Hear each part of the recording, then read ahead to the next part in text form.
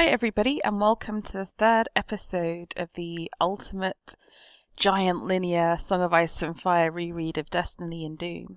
My name is Bina 007 and I am so called on the A Podcast of Ice and Fire forums, which is the longest running podcast on the works of George R.R. Martin.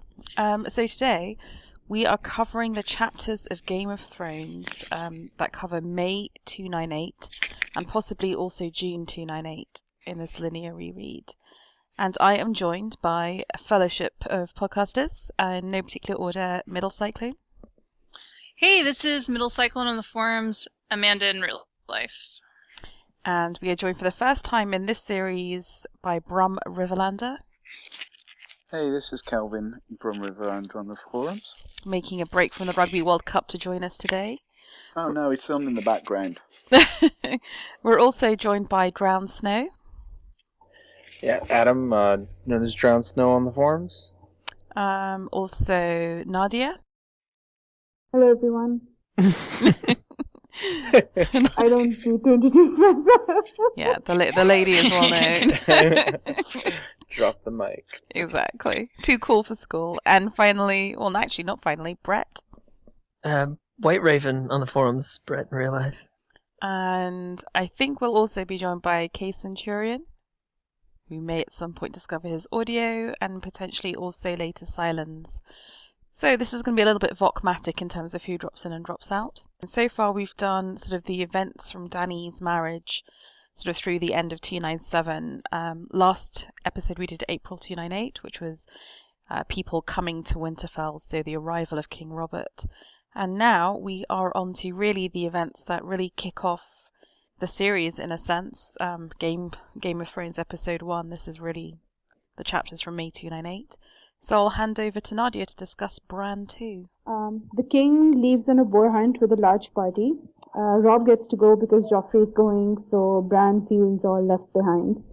But he's very excited because there's only a day left until he's supposed to leave for King's Landing, and he's going to get to ride a real horse on the way.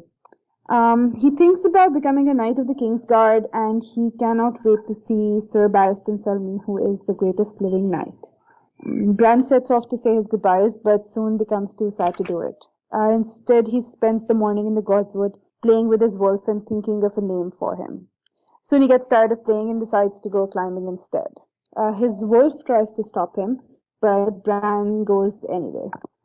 Bran's climbing terrifies his mother, and she tries to forbid it, but Ned lets him climb anyway, as long as his mother doesn't see. So Cat tries to get Master Luwin, an old man, to scare him away from it, but Bran loves it too much to stay away for long. So this morning, Bran decides to climb to the Broken Tower, which is his favorite place to go, but to get there, he has to first cross the first keep. As he's swinging from gargoyle to gargoyle, he suddenly hears voices, and he's very startled because nobody ever goes to the first keep. He hears a man and woman talking about Robert and Ned. The woman seems to think that Ned is a danger to them, but the man isn't very interested. Bran decides to get a look, and he hangs upside down from a gargoyle to get a look and sees the queen having sex with a golden-haired man. Bran makes a sound, which the queen hears, and in his panic, Bran slips and falls, but just manages to catch hold of the window ledge. The man and woman run to the window, and Bran realizes they look exactly alike. The man pulls Bran up, but then says, "The things I do for love," and pushes Bran off the ledge. Screaming, Bran falls to the courtyard, and a wolf begins howling. It's such a sad chapter. It's just like, he's like, oh, I'm looking forward to, I'm going to meet Barristan, and I'm like, and it's like, we know what's coming, and I mean, not just what happens at the end of the chapter, which was sort of like the source of everything, but just like, yeah, like he never goes south. Like, Yeah. He goes north, though. Sure does. I like, well, I guess like isn't the right word, but I wonder why, like, he's talking about the greatest of the King's Guard, and he's like the White Bull, Gerald Hightower, and Sir Arthur Dayne. And I wonder if that's, like, Ned kind of telling him that they were the greatest. I mean, everybody thinks they were great, but, like, I wonder if Ned tells him that they were great, like, if it's Ned influenced. And then I wonder if he pulls the, like, yeah, I killed them guy. Yeah, they were the greatest, and they couldn't stand up to your dad. And this little Cranagman. I mean, there is a lot of info dump here, isn't there, about the Kingsguard and how that all operates, and we get the mention of Sir Eric and Sir Arik, so that's kind of cool. You do have to wonder, though, because obviously in retrospect, which we're not really doing, but you kind of know that actually up in the north, they're not really bothered very much. You're not getting many other people that are bothered about Kingsguard and stuff like that. So, maybe it's more the Tully influence that she's making sure her kids get a proper that's what education. I was wondering whether it's Ned being fostered. Yeah. Well, down With south Connor. has made him a bit more south leaning than All the the stories. Starks traditionally are. And he's travelled, right? Which, the north is so big that if you were a northern lord and just didn't really get out of the north, that's kind of plausible, I guess. Like Americans who never leave America, like it's more plausible.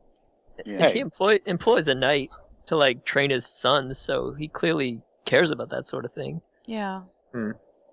I thought it was just sweet, like, reading the chapter, like, he is just a little 7-year-old kid, and, like, when you're 7 and your big brother gets permission to go do something cool that you really want to do, and you're just like, oh, it's so unfair. Like, he's gone on the hunt, but I'm not allowed to go, and then get it, the way he gets excited, like, I'm going to get a real horse, not just a pony. It's good writing, like, it really does seem like a little kid, like, that's how a kid would think of life. So he can't go on a hunt, but he can see a beheading? I know. You gotta learn sometime. Parenting The hunts- 101 from Ned Stark.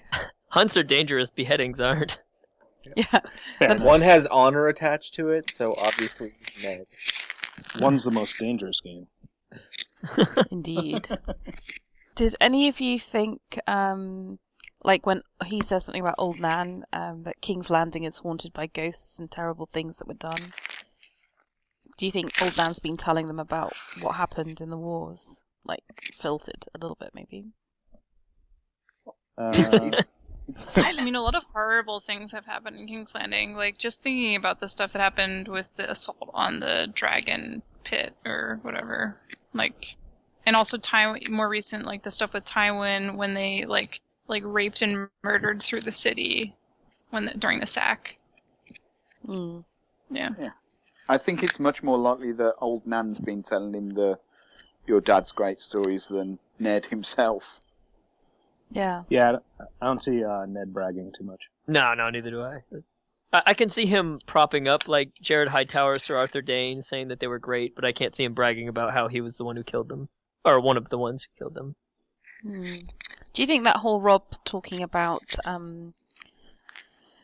Jaime Lannister and saying he doesn't really count as a knight anymore because he killed the king, do you think that's really a sort of a Ned opinion that Rob's picked up, or do you sort of feel Rob's old enough now to have his own views on life?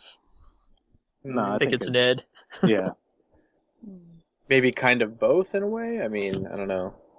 Who's doing the crackpot theory of the week this week? Is that you, White Raven? I didn't have one prepared, but I can make one up for you. Please do. I got Okay, somebody else has one, thank God. No, what Yeah, I was thinking is maybe, like, this is very crackpot, but you know how, like, when he's climbing up amongst the towers and George R. R. Martin makes very clear to point out the topography of Winterfell, and that it's basically the builders haven't leveled the land, and it's kind of, you can go in one level of one building and come out in the second of another. Do you think the reason they haven't leveled it is because there's dragons deep down underneath Winterfell? No. Because I really want there to be dragons underneath Winterfell. I did underline there's a narrow tunnel in the stone that you could get through Winterfell. Because you come out on ground level at the north gate. Yeah. Through a narrow tunnel.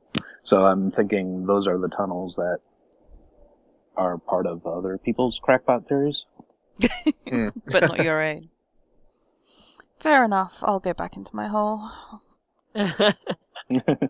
I still think there's dragons. One day I'll be proved right. I just don't know how that would work. What would they eat? Sleeping? Not like living dragons, but sort of.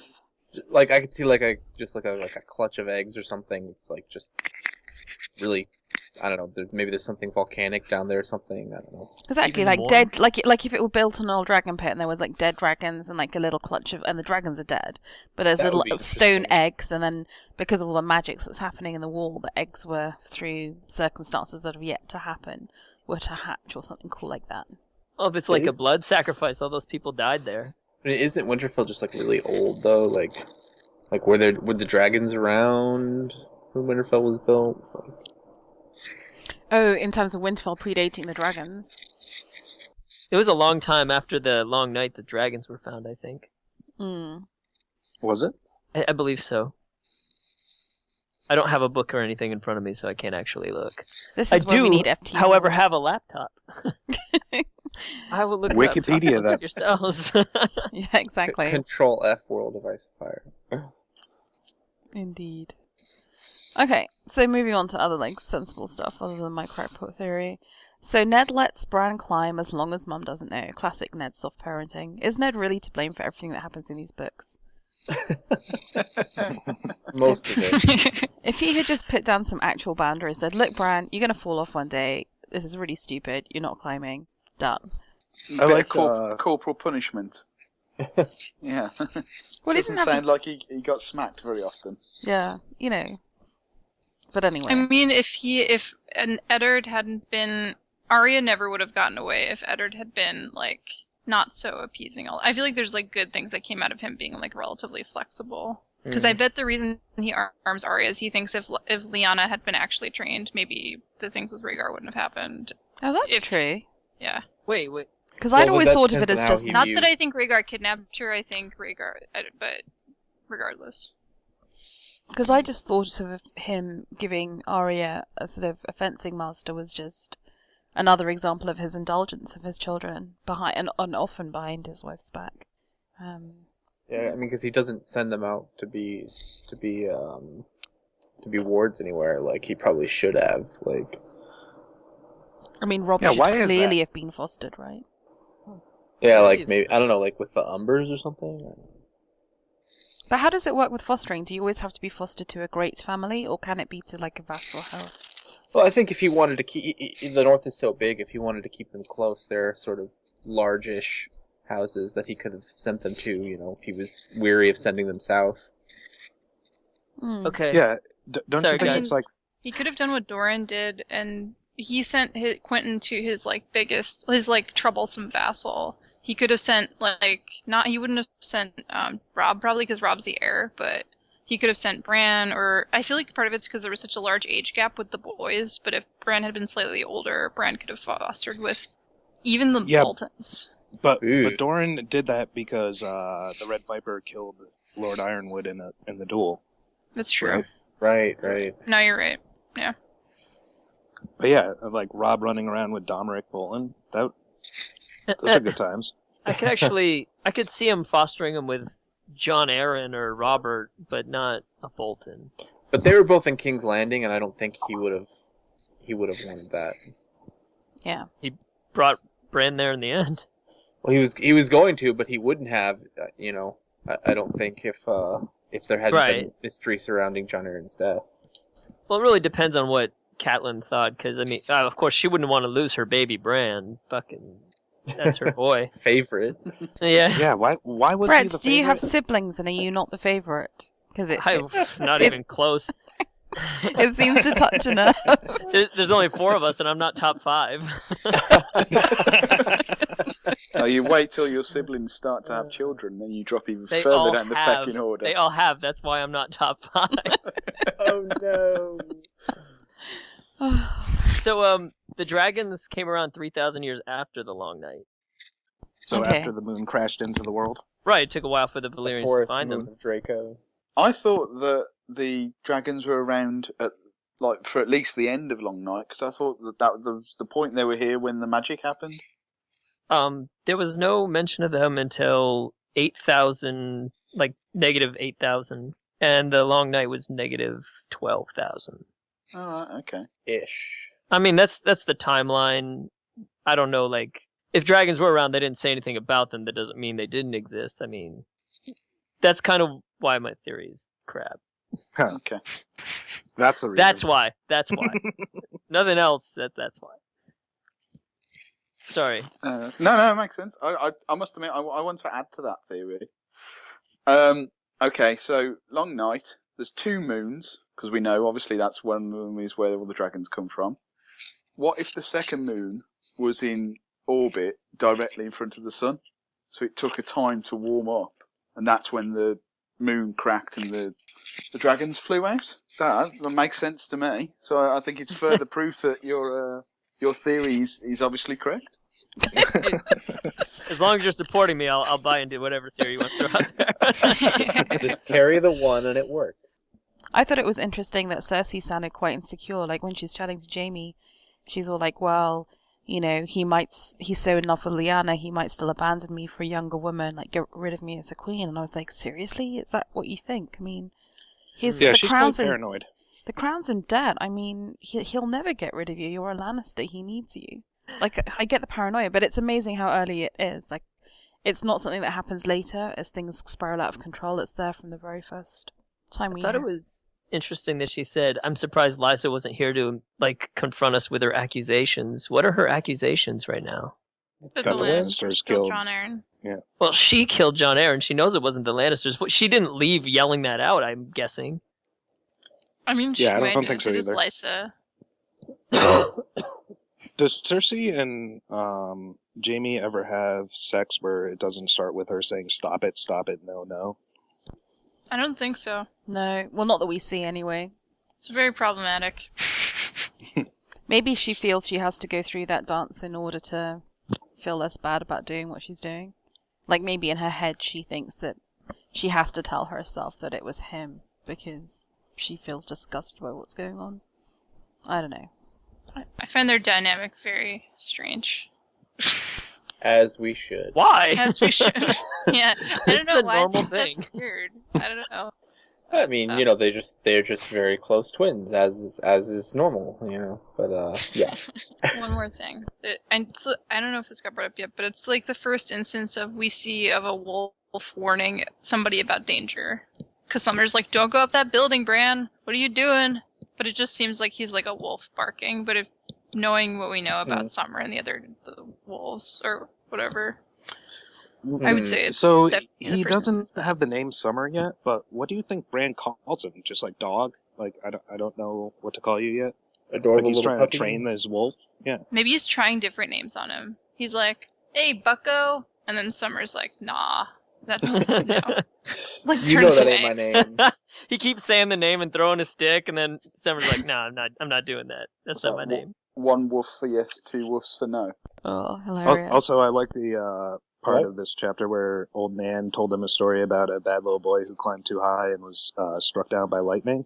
And afterward, the crows came out to peck out his eyes. Bran was not impressed.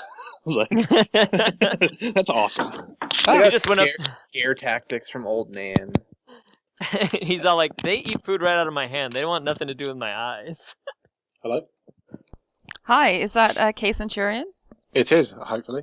Excellent. Hey, Good to welcome. see you. Do you want to introduce yourself to the listeners? Hi, this is KCenturion, calling from London. Creator of the spreadsheet of Doom. Do you want to talk about your spreadsheet? Well, it's just a massive spreadsheet with every character that's been alive during the span of the books. Just. Yeah. Only. I just knocked that up And over the animals, last hour. dude. How many Uh, times did you read the books before you? I've read the books 5 times since 2011. Have you ever done a linear reread? Yeah, as well. Wow. Okay. Chopped and changed every time because obviously it can't be as interesting. So technically, per FT Ward, you not actually reread them at all. All right. It's good to have you on board, though. It'd be great. It's good to have a proper lore master on board to stuff when we get outlandish and lost. Also, I think Tanja joined. Yeah, but I didn't do anything special and don't know anything. But I'm also Some here. good And I'm self-esteem. also from London. Do you want to introduce yourself to the listener? Hi, I'm Tanja. I'm Scilens on the forums, and I did not make a cool spreadsheet. Yeah, but no, you're nonetheless you're lovely, and we're glad you're here. So that's good. Thank you. And just in case anyone missed it, Matt also joined. Hey, it's Matt, Varley on the forums. Yay! So we're now at full fellowship. Anything else on Bran II from either of you, or anything else? Can I add to the name discussion that we just called our cat Cat until we had decided on a name? And by the time we decided on a name, we were so used to calling him Cat that we just kept calling him that for 13 years. Even though he had a name, but none of my friends ever knew it.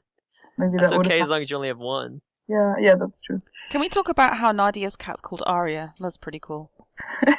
Oh, is that why the Yeah. kids said Arya? Is it like rambunctious? Right. She's 2 years old now, so she doesn't know much of anything anymore. Okie dokie. Well, unless anyone has anything else to say on Bran II, aka The Things We Do for Love, on to Tyrion I, which I think is one of my favourite chapters, and is very straightforwardly just basically rehearsed in Game of Thrones. And I think it's Brum Riverlander who's summarising. Yeah. This is the Tyrion is a Stark chapter. Tyrion is a what? Is a Stark. Oh, it's a That's Stark. no. Yeah. Tyrion is a Targ chapter, maybe. Oh, Targ. Okay. No, Tyrion is a Stark. Tyrion Yeah, is a that's Stark. what- Is That's that not a Stark? thing, is it? Yes. What? is that a thing? Oh, there goes our theory. Our Yeah, weirdo. there was a couple of lines in the chapter that just made me think, maybe. Wow. Who would his father be? Benjen coming down off the wall? Brandon. Literally. There's no basis for this. Oh, okay. Okay. Do you know Sure. what's silly though is I originally put some notes into that and thought, no, that sounds silly. I won't do that. I'll take it out. You're on the podcast series that has advanced the Lunar Dragon theory. I think there's no such thing But- as silly. No, but we've already established that's gold. That's not a theory. That's just waiting to It be is. officially recognised. It is You know. known. R plus L equals dragons on the moon. Cool. Well, over to you, Kelvin. Right, okay.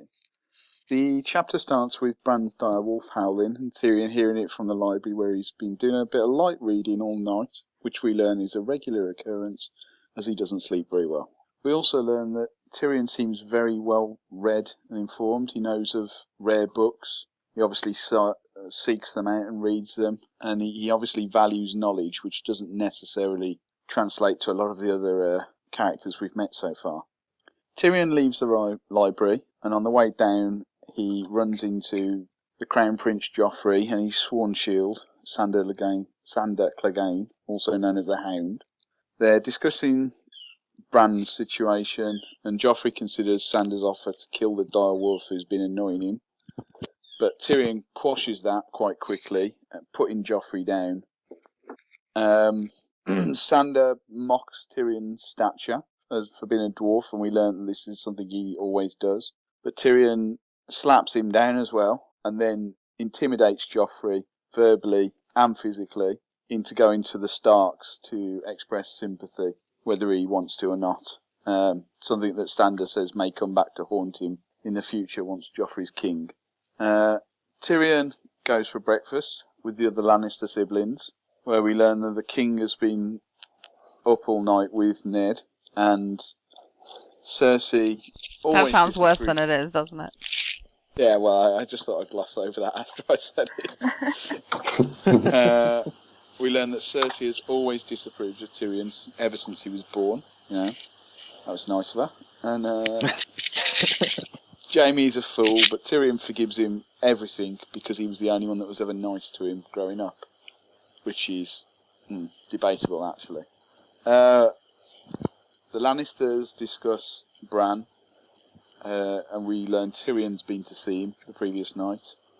The younger Baratheon children, and it's obviously Baratheon with inverted commas, express a hope that Bran will survive, proving they're not quite as callous as Joffrey.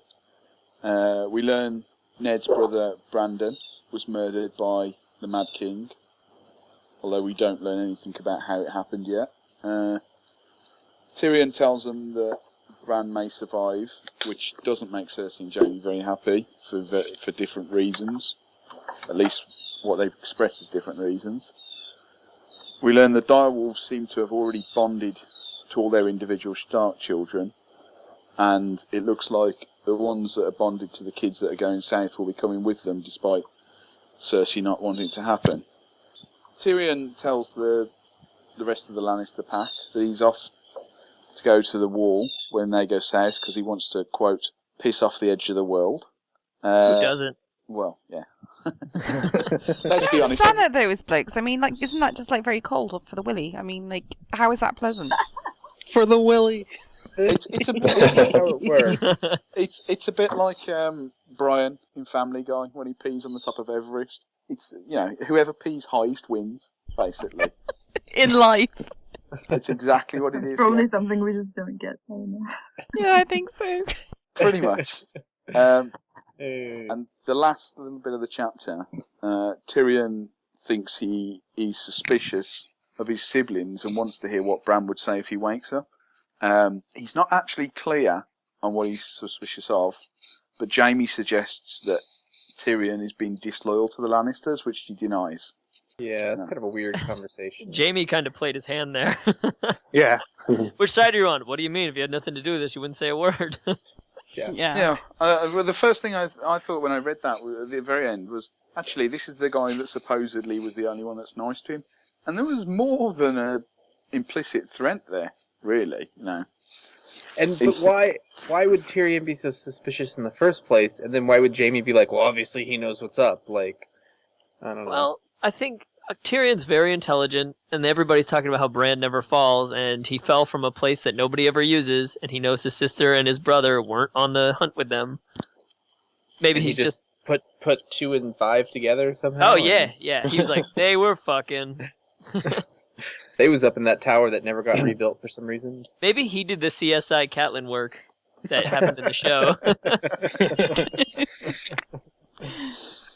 A hobbit lay here, and another here. Yeah, I tell you, it was weird. I haven't actually reread the books in a couple of years. The last couple of rereads I did were via audiobooks, and what I'd forgotten was how short some of the chapters are. And there's only 6 pages on this first Tyrion chapter. Yeah, and you get obviously a ton of information. Yeah, I mean it's really packed in very well. So I think on one of the previous recordings, one of the guys said that it's stuff that you don't know that you know. So like two books down the line, I this think that was me. information's in the back of your head, but you don't know it. Yeah, it's amazing, and it's so beautifully written and compressed. This one that they literally just lifted this whole chapter and put it on screen in Game of Thrones, right? I mean, it's just words for words. The thing that stood out to me though is that Sansa Clegane has a sense of humour. Like when he's mocking Tyrion as being always like, "What is this? Voices from the air." See, that's another thing too that kind of strikes me as odd, right? Because like he's the tallest guy in any room, sort of, and you would think that he wouldn't have a need to be like, "Oh, look at the dwarf." But then again, you know, if his brother wasn't the mountain, maybe he wouldn't have such a complex about it. Well, I do think Tyrion's probably one of the few people that'll stand up to him and give him a hard time, because he's not going to kill Tyrion. Oh yeah, right. Yeah, and and Sandor probably also does that to impress Joffrey, I guess, because he wants to stay on his good side. So. But once Joffrey's gone and they have that conversation about that, you know, this may come back to haunt you. I mean, you can read that one of two ways. That's almost like a sneering, implicit, "you'll get yours," or actually, although you know, like not that he necessarily is affectionate towards Tyrion, but it's kind of almost a warning. You know, like do you see what I mean? Like it's almost like you've got to think about this. Yeah. So do you think, Kelvin, that at this point Tyrion knows about the incest? Yes, I think he knows about the incest even more than he suspects. He suspects him about Bran, because if he didn't know about the incest, then it wouldn't make any sense about him being suspicious. Right. Yeah. I think how could he not know? Yeah, that bit is obvious to Tyrion. Like, it has to be, right? I thought the idea was that Tyrion actually knew all along, and that it showed that what a good character he was, or good sibling to them, because he never used it to blackmail them. As far as we know. I'm not convinced that he knows for a fact, but I think that he thinks it's very likely or something along those lines. I don't think he actually has any proof or anything. I don't think he knows. Like, he's never gotten a confession from them, but he's like, well, yeah, obviously that's what happened. Like, yeah. I think Jaime's reaction was like, you know, you've never said anything before, so why are you drawing attention to it now? At breakfast in a public place with a whole bunch of people there. Exactly. So, I mean, it's quite funny that actually, if we say Tyrion's never said anything before and they think he doesn't know, Jaime totally overreacts in terms of like basically threatening to, you know, exile him from the Lannisters, whose side are you on, sort of thing, on the basis that, you know, I think when he threw Bran out the window was when he overreacted as well. I don't know.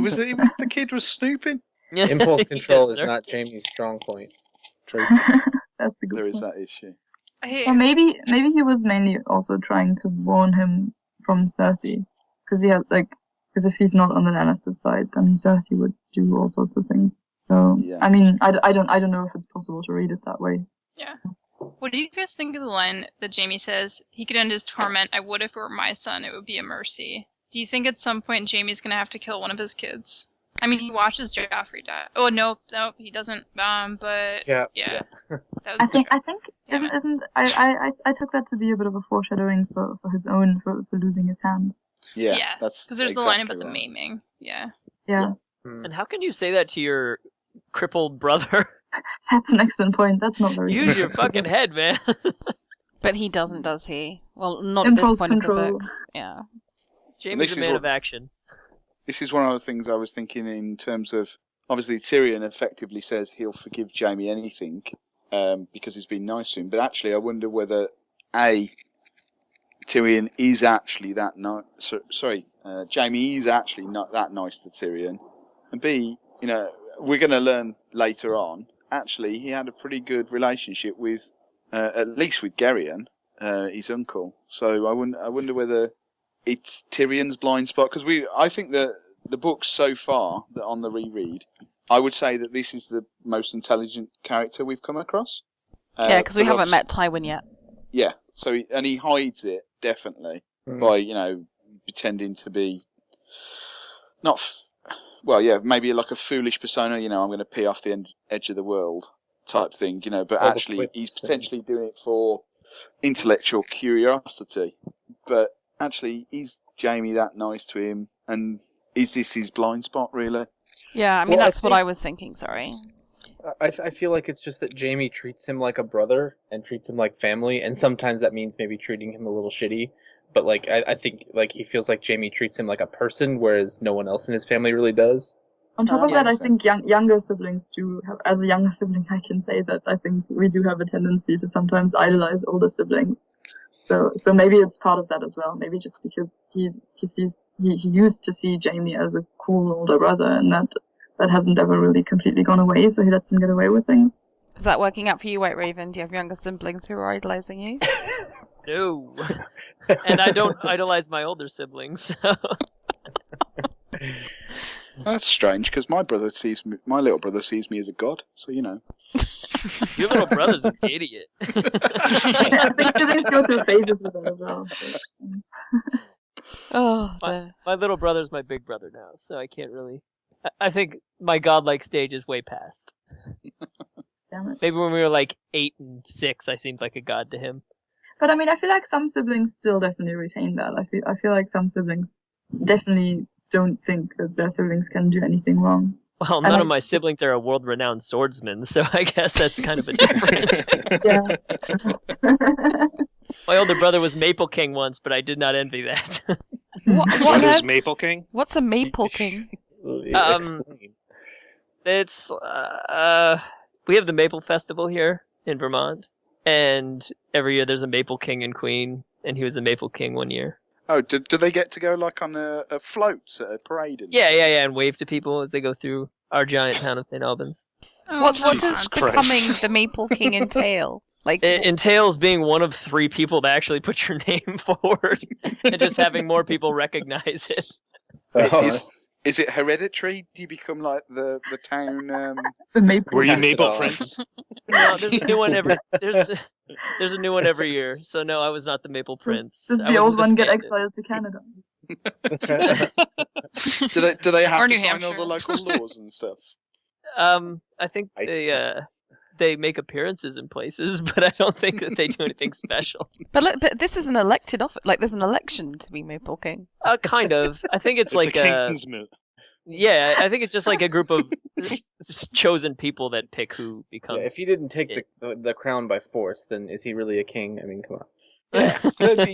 you can't be elected king. That's not the way it works. Would it be called a maple moon? This is America. We don't do things that way. All your maples belong to me. Yes. Oh dear. Anything more on Tyrion II?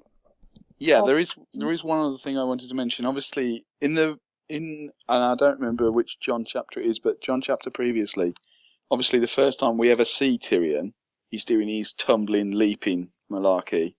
But already very close to that chapter within the book, we're seeing he has physical deformities that almost suggest that he wouldn't be able to do that thing at all. So Jane Westling's hips. He never says, I I want to cartwheel along across the top of the wall. Well, I mean, it seems like it was an idea that very quickly ran its course, and Martin decided not to keep that idea there. So it just maybe later on, he can't even climb a ladder. Well, exactly. It just surprises me that he has a walking stick at the wall. Yeah, it surprises me that they left the original idea of the tumbling. I don't remember whether we go further on and we hear things about this at all. I've got a vague memory at some point that Tyrion talks about the idea that he was taught this by somebody. He's cartwheeling across the table or walking on his hands. Right? Yeah, because it made his uncles laugh. But his dad was not happy. Yeah, but that was a long time ago. I mean, maybe that's before all the sort of like the arthritis and all that sort of stuff set in. That happened in 2 chapters. Well, that there's a point you cross and then you can't do that shit anymore. It's because it's cold and it bothers his hip. That's why he needs a walking stick at the wall. Yeah, he went to the wall and aggravated everything. Exactly. He fell tumbling. Yeah, the cold willy is the least of his problems. Though. I knew I shouldn't have done that backflip off the law. Well, this is so basically all of his issues, like in terms of being stiff and all the rest of it from now on, all relate to the first time we meet him in the first book. He's playing it off for Jon, like, yeah, see how good I am? Oh, fuck. I mean, it's bad editing, right? It's just bad editing. Yeah, and I suppose that was my point, really. It doesn't seem like it adds anything to his character particularly for it to have been in the first one and then not be removed. But if you think it's bad editing, do you think this is something they might ever fix in future editions? No. Nah, because George R. R. Martin's cool and he's not George Lucas. That's George R. R. He's Lucas. a dick. Oh God, they're not going to go. They're not going to go back and put walkie-talkies in everybody's hands, are they? Oh. No, George recently came out and said he wasn't going to go back and change anything. Lannister guards with machine guns. Even in the later books, isn't it somewhere mentioned that Tyrion wanted to be Tumbler when he was a kid? Yes. Yeah. But Tyrion shot it down. So maybe he just did a backflip for old time's sake and it hurt afterwards. Yeah, fuck you, Dad. I'm flipping. It just, to me, seems kind of out of character for a guy who lives by his intellect and books. Not that you can't do both, but yeah. But he learned to do that when he was a kid. True that. Yeah. Okay, anything more on Tyrion 1? I have a question if anybody can answer. I was talking about, so the one where I said Tyrion might be a Stark, which is stupid, I know, but... Yeah, how come Tyrion's a Stark, dude? I can't, there were a couple of things that made me think of it, but I can't find the second one. The first one is just from the first paragraph when he says, something about the howling of a wolf took a man right out of his hair and now, and left him in a dark forest of the mind, running naked before the pack. Good. That's exactly what I saw. Good as well, call. Good call. Yeah. Maybe he's the son of a Stark and a Targ. And Jon Snow's his brother, and that's why they're so chummy. Yeah, R plus L equals T. It was actually Brandon and Rhaegar having Tyrion as a baby. That explains it. Okay. And I think the other thing was that Tyrion seems to be the only one who, other than the Stark kids, he seems to be the only one who can sense the bond between them, between like the Starks and their wolves. But I picked up on that, but I thought, because I think he's a Targ, so I think maybe it's the fact that he kind of on some subliminal level understands the bond between a man and a dragon, so a man and a beast, and therefore can also be perceptive to that too, maybe. But the bond between men, between humans and dragons, is very different from warging. No, I agree. But it's interesting. White Raven, what was your question? Can a body really survive on honey and water? I don't think so. Not for long. Well, I mean, as long as you have the water. I mean, the water's the really big thing, isn't it? You can probably go a month on honey and water. You probably wouldn't be in any fit state, but I bet you could survive. I think when they say honey and water, that usually includes bread. That's like some. Well, he can't chew bread. They mother bird it and just spit it in his mouth. I got the Gross. impression. Oh, Yeah, put it gosh. in you dip it in the water and it just goes right down like the It hot dog dissolves. eating guys. I got the impression it had only been a few days since the fall. So, I mean, a worst case scenario, unless he's already skin and bones, I mean, he's just going to start using his own fat reserves as long as they can get him to drink. Yeah, you just go into ketosis. As long as you've got water, you can survive a surprisingly long time, I feel. Yeah. He It's like does an lose a lot of IV weight. almost. It would take like a month or so to starve, and you would effectively starve because you just don't get enough. Well, I guess they got the honey Anything. in there for calories, but Yeah, you got. Yeah, some. but not enough. I mean, it depends on how much. But That's still, just sort of staving it off, hoping he wakes up. Vassals of Kinsgrave does not recommend that any listener start just consuming water and honey instead of unless pills. any of them want to help solve this question. Oh, Jesus Yeah. Christ. I mean, Brand if, diet. No, that seems reasonable. I mean, one of us should obviously do this for scientific research. the brand They're not diet me. sounds like something different. I just feel that, if anyone is actually listening to this as a They aren't. Don't worry. venue for, life advice, the fact that we have to warn someone not to do this diet presumes that people are listening to this and thinking, that sounds like a good idea for real life. Yeah, but people do worse diets than that. Like, Anything more on Tyrion 1? Or die Yes. We're 2 chapters in, and my face hurts from laughing because I've been muting myself, cracking up. Don't do that. Yeah, we want validation when we're funny. It's too right. Is it weird that Joffrey has his own sworn shield outside the King's Guard? And no one else does? Yes. Is it? he's Yeah, the 'cause he's the heir. Yeah, he's kind of important, so I feel like it's not. Yeah, that no, weird. I know, I get that, but if It in that makes scenario, sense Well, he becomes because part of the Kingsguard his later. mother He is becomes the Hound of Cersei. the King. I mean, technically, Joffrey's not the king, so he doesn't get the King's Guard, does he? Well, he I can mean, have the King's, they the King's Guard attached protects to the him. whole royal family, doesn't it? so do we think then it's because this sworn shield was assigned by his mother rather than the king? Maybe. just Or because he's exactly such a little shit that so many people want to kill him. Exactly. Isn't it just that we know who he basically... is. Like, he wants a thug to roll around with him so that he can Yeah. go around and be imposing. Like, Everyone, if- everyone likes Tommen. Like, no one would try and kill him because he's nice. Shit. Isn't it What- just that basically the Hound would But be I part of think- the King's Guard? It's just that he doesn't want to be a knight. It's And there probably isn't before they spot had the available. excuse. I wonder when he would have become Joffrey's sworn shield. I wonder if it was before or after Robert hit Joffrey. Because he's Oh, one of the it's few like- people who would Backstory stand there. up to him. Huh?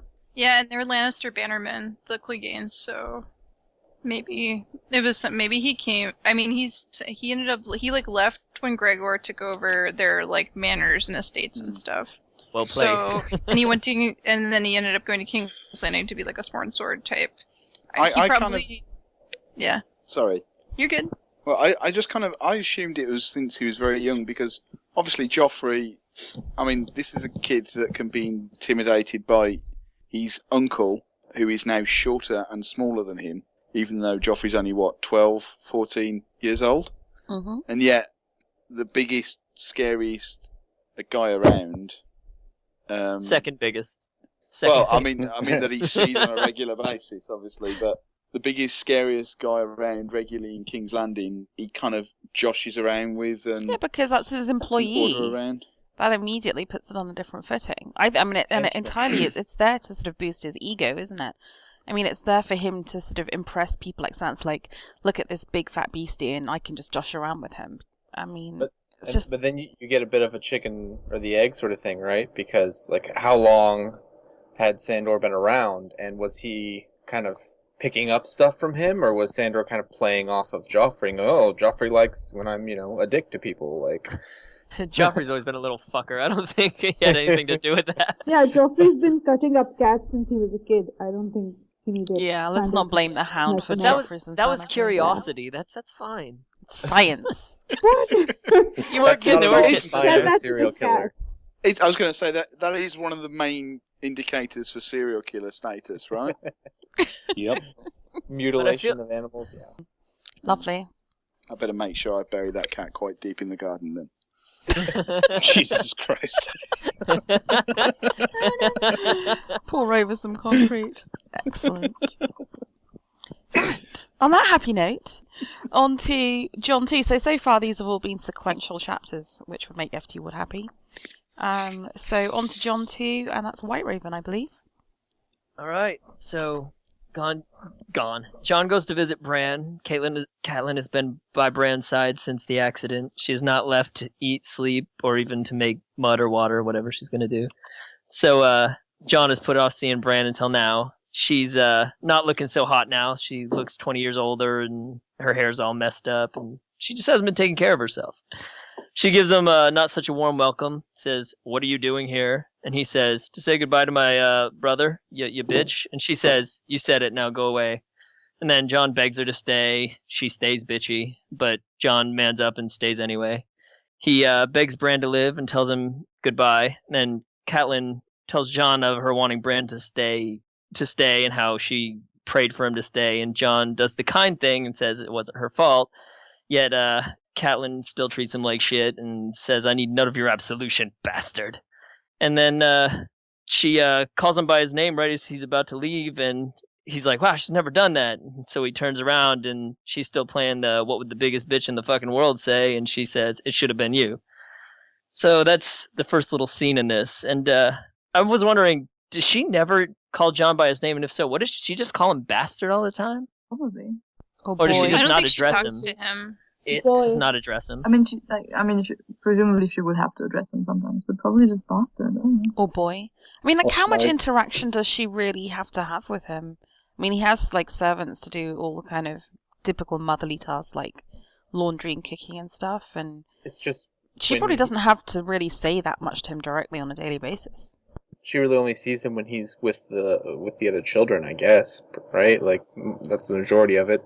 And I kind of picture her as the person who's like, "Oh, Bran, can you tell that one other boy that I need him out of here by noon?" He's like right Oh next, yeah, she standing might, right there, she might like do that. Yeah. just talk to other people in the room, whatever it is she needs. Do you think she was nicer to Theon than she was to Jon? Definitely. Yeah, why wouldn't Definitely. she? Because She doesn't doesn't really have any anything against issues. Theon. Theon's not a threat to her, or her marriage, or her status, and he's a noble-born, he's a prince. Yeah, definitely. And he's banging her. Yeah, Yeah, I was according gonna to say, that. Come on. Isn't that a thing? That's what I meant. What? No, what? What? Say what now? Theon was killing the ravens that were flying out of The twins. the twins, and he told her he'd make her a feathered hat, and Amin thought that that's something prostitutes wore or something like that. So he thought that Catelyn was banging Theon. What? Wasn't it a bit of alternate history as well? Or like if Theon took Winterfell when Catelyn was there, he would make her his bed slave. But it is good because I was like, and it's kind of like embarrassing if you've been on the forums as long as I have, and it's kind of like, what is the feathered hat theory? Have you listened I to all didn't the know either, podcast Bina. It's episodes? okay. Yeah, I think I've listened to most from sort of since the show started. I did go back and listen to some before then, but yeah, I definitely haven't listened to all of them. So. Okay, well, I picked up the podcast when they had like 10 episodes or something, and then I listened to the first, 30 episodes more often than I'd like to admit. So, been around for way too long. Okay. Okay, so Jon meets with Robb. Jon says leaving is hard, and Robb says, "For me too," even though he's not going fucking anywhere, so I don't really know what he's talking about. And then Jon takes the high road when Robb asks him about how his mother treated him, and Robb declares Bran won't die, and Jon agrees and says, "You Starks are hard to kill." See, Jon agrees because he's a prophet. He knows. He's like, "Yeah, he's not gonna die." I mean, he's Then, wrong. Robb wasn't that hard to kill. He's the only one though. Uh-huh. But Bran was. Ned wasn't that hard to kill either. Actually, Robb was hard Yeah. to kill. I mean, Yeah, he took look like what 3 it took crossbow to get him bolts. there, though. Like That's true. And then his own stupidity and all that, maneuvering. The only one that was easy to kill was Ned. Yeah. And You're again, right. Ned did that to himself. And So Lady. did Robb. Oh, Yeah. lady, don't mention lady. Well, she wasn't a Stark. Poor lady. So- Oh. They embrace and say farewell, and Jon tells Robb to take care of Bran because he sees the future and he knows that it will be important. They seem very They seem very chummy. And how do you think things would have gone for Jon had he stayed? Not well. I don't He think he had probably a wouldn't- choice to stay. No, he He didn't. probably But wouldn't have ended up being stabbed. Jon, yeah, well, not that way anyway.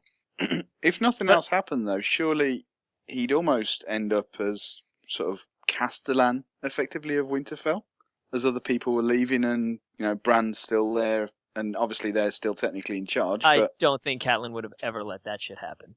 No. well, I'm not saying she would have allowed it, but if she's gone, Oh, Rob would have I- been I like, s- no, it's okay. And then she's like, no, it's not. You can't put that bastard in charge. Theon wouldn't have been able to take the castle if Jon had stayed.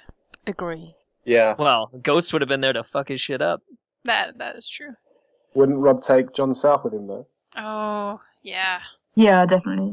Jon would have gone. Or maybe actually he would leave him to help Bran sort things out and stay. No, I mean, he would have did- gone south. Why Yeah. wouldn't that have been a viable option, like to take him to King's Landing? I mean, I know that you don't want your bastard at court and all that, but like he could have had him do something. Like I don't know why. Like they never had that conversation, Ned and Jon, that we always next time I see you. But like, why was Ned so into be like, yeah, go to the wall so my wife doesn't get angry? Like that's a He's a good idea. Targaryen. He's a I think Targaryen and Ned- Robert. Yeah. Ned Get him as far away from Robert as possible. Landing as possible. But I mean, like Ned clearly has no like plans of like, well, I'm gonna tell you who you are and you're gonna claim your destiny or anything like that. Like he's just sort of like, yeah, you can just die at the wall, I guess, whatever. Maybe Like- Benjen knows. Yeah. Benjen does know probably. At least Yeah, I would suspects. think Benjen would know. I mean, he always probably. Yeah, assumed- I think Benjen knows. Benjen knew everything, didn't he? That's why he's at the wall. How did not die? With Rhaegar. That's why he tricked He Jon. was the one who helped Diana, right? But what to escape from to go Yeah, with? to get away with it. He was in the castle at the time, so he might have helped her. It's not confirmed that. Yeah, it's not. I just like to think it was. Yeah.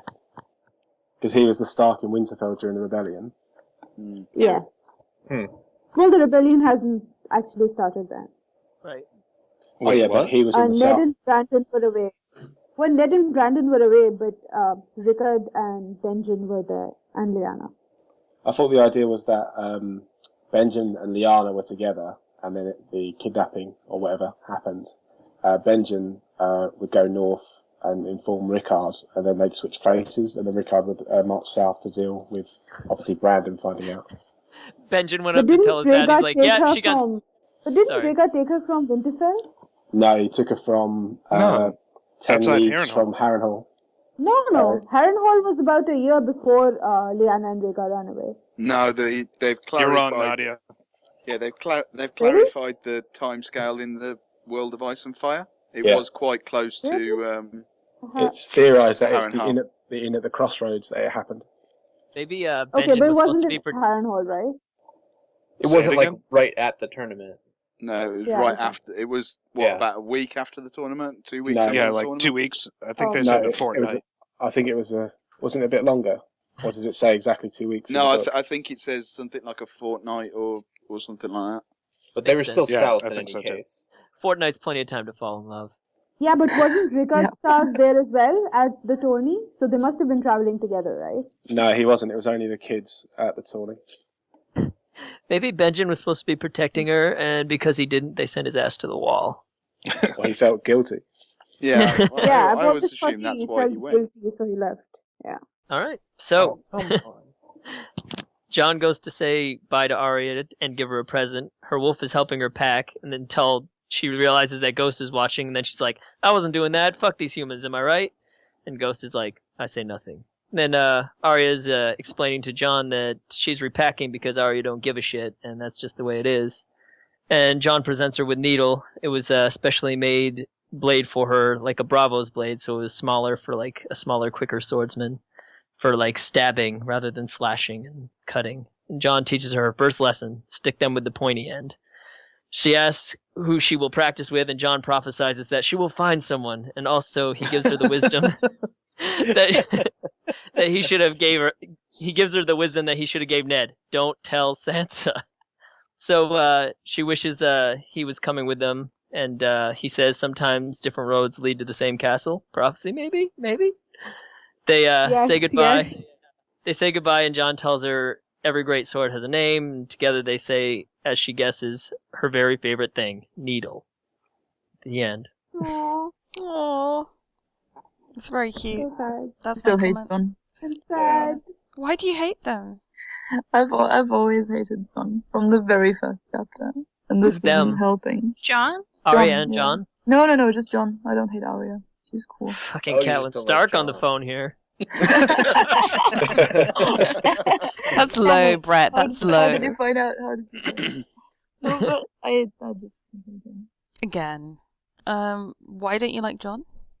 I I also don't like him, so don't. I mean, so like someone before I started reading the book, someone told me that they were really exciting and they were different from most other fantasy, and there weren't any of those stereotypical stock characters that you find in every book, and you didn't have any of those standard heroes or whatever. And then there's the first chapter, and then they find the direwolves, and Jon is like, "Oh, I am such a selfless hero. I'm the best person ever, and I will talk you into giving your kids these wolves, and I don't want any for myself."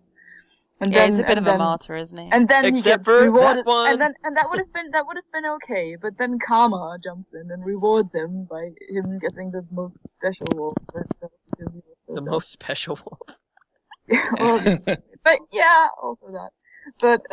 But he gets the different one, and that's because Karma, because he was such a good guy and didn't want any. I agree. And that annoyed me so. I remember that I put the books down. I went outside and complained to my mom about this, that the person who told me that those books didn't have those stereotypical characters in them had lied to me, and then I stopped reading the books for a week. I did clearly pick them back up, but I was so upset at it. I was so annoyed at Jon. And he's like, everything he ever did in the first couple of books was so predictable and boring. And Yeah, that's true. I just think hate so far every time we've seen him, he cries. Yeah, that also annoys me. Like everything about his chapters, it's not like it's not him as a person, it's him as a character. Like I hate how he's written. It's not that I think he's not a likable person or whatever. I also think he isn't, but that's a different issue. But he's just I just don't think he's well written. I think this is a massive flaw in the writing of books in general. This is why I hate Jon. Wow. Wow. Are you Took sure it it's I not appreciate you expressing that opinion, though. I don't necessarily agree, but I'm glad that there's space for that here. You're Like, Hey Oh, George, Jesus you only Christ. have I don't know. We I have just, space for Lunar Dragons. We need to have space for actual like literary criticism, right? it's true. No. Hey, if that's the only one George got wrong out of all these characters, well done. Out of also, however, the 558 on the spreadsheet. The thing that I was waiting for since the start of the book that I thought would never happen was Jon's death, and then this was the one thing in all the books. This was the one thing that someone spoiled for me. Oh. It's, Which I had isn't Eddard wrong. spoiled for me on the second chapter. Oh Yep. Yeah. no, I didn't have that one spoiled for me. Yeah, it Yeah. was just the Jon thing, and that was the moment I'd been waiting for ever since I started reading the book. Waiting for that like 10 years, and then someone ruined it for me. I'm curious to see if you'll like him better when he comes back, or if he'll be more. No, annoying. because he does. I will be so upset when he comes back. I will, because I'm still hoping. I know this is ridiculous, but I'm Guys, still. he's down with it. dead. He's not coming back. Come on. I'm still hoping he isn't. I know he is. Yeah, he doesn't need I to have- come back anymore. He has a twin sister who can inherit him. There is basically. another. Jesus Christ. Tanya, I feel about Tyrion being a Targaryen the way you feel about Jon. Also, I like hate- the whole parentage thing is just so ridiculous because it's like, oh, there's this bastard, and of course, who are his parents? Oh, it's the king, because it's always like, and this is just what happens in prince. all the books. Prince. Well, I think you were misled. I mean, the point about these books isn't that there aren't any of those classic fantasy characters or tropes. It's that they're all there, but then God they're damn it. twisted, aren't they? I mean, that's the point, that he subverts them. He doesn't not have them. Yeah, no, that's yeah. I mean, I went into those books with different expectations. I was also like 12 at the time, so. Yeah. Fair.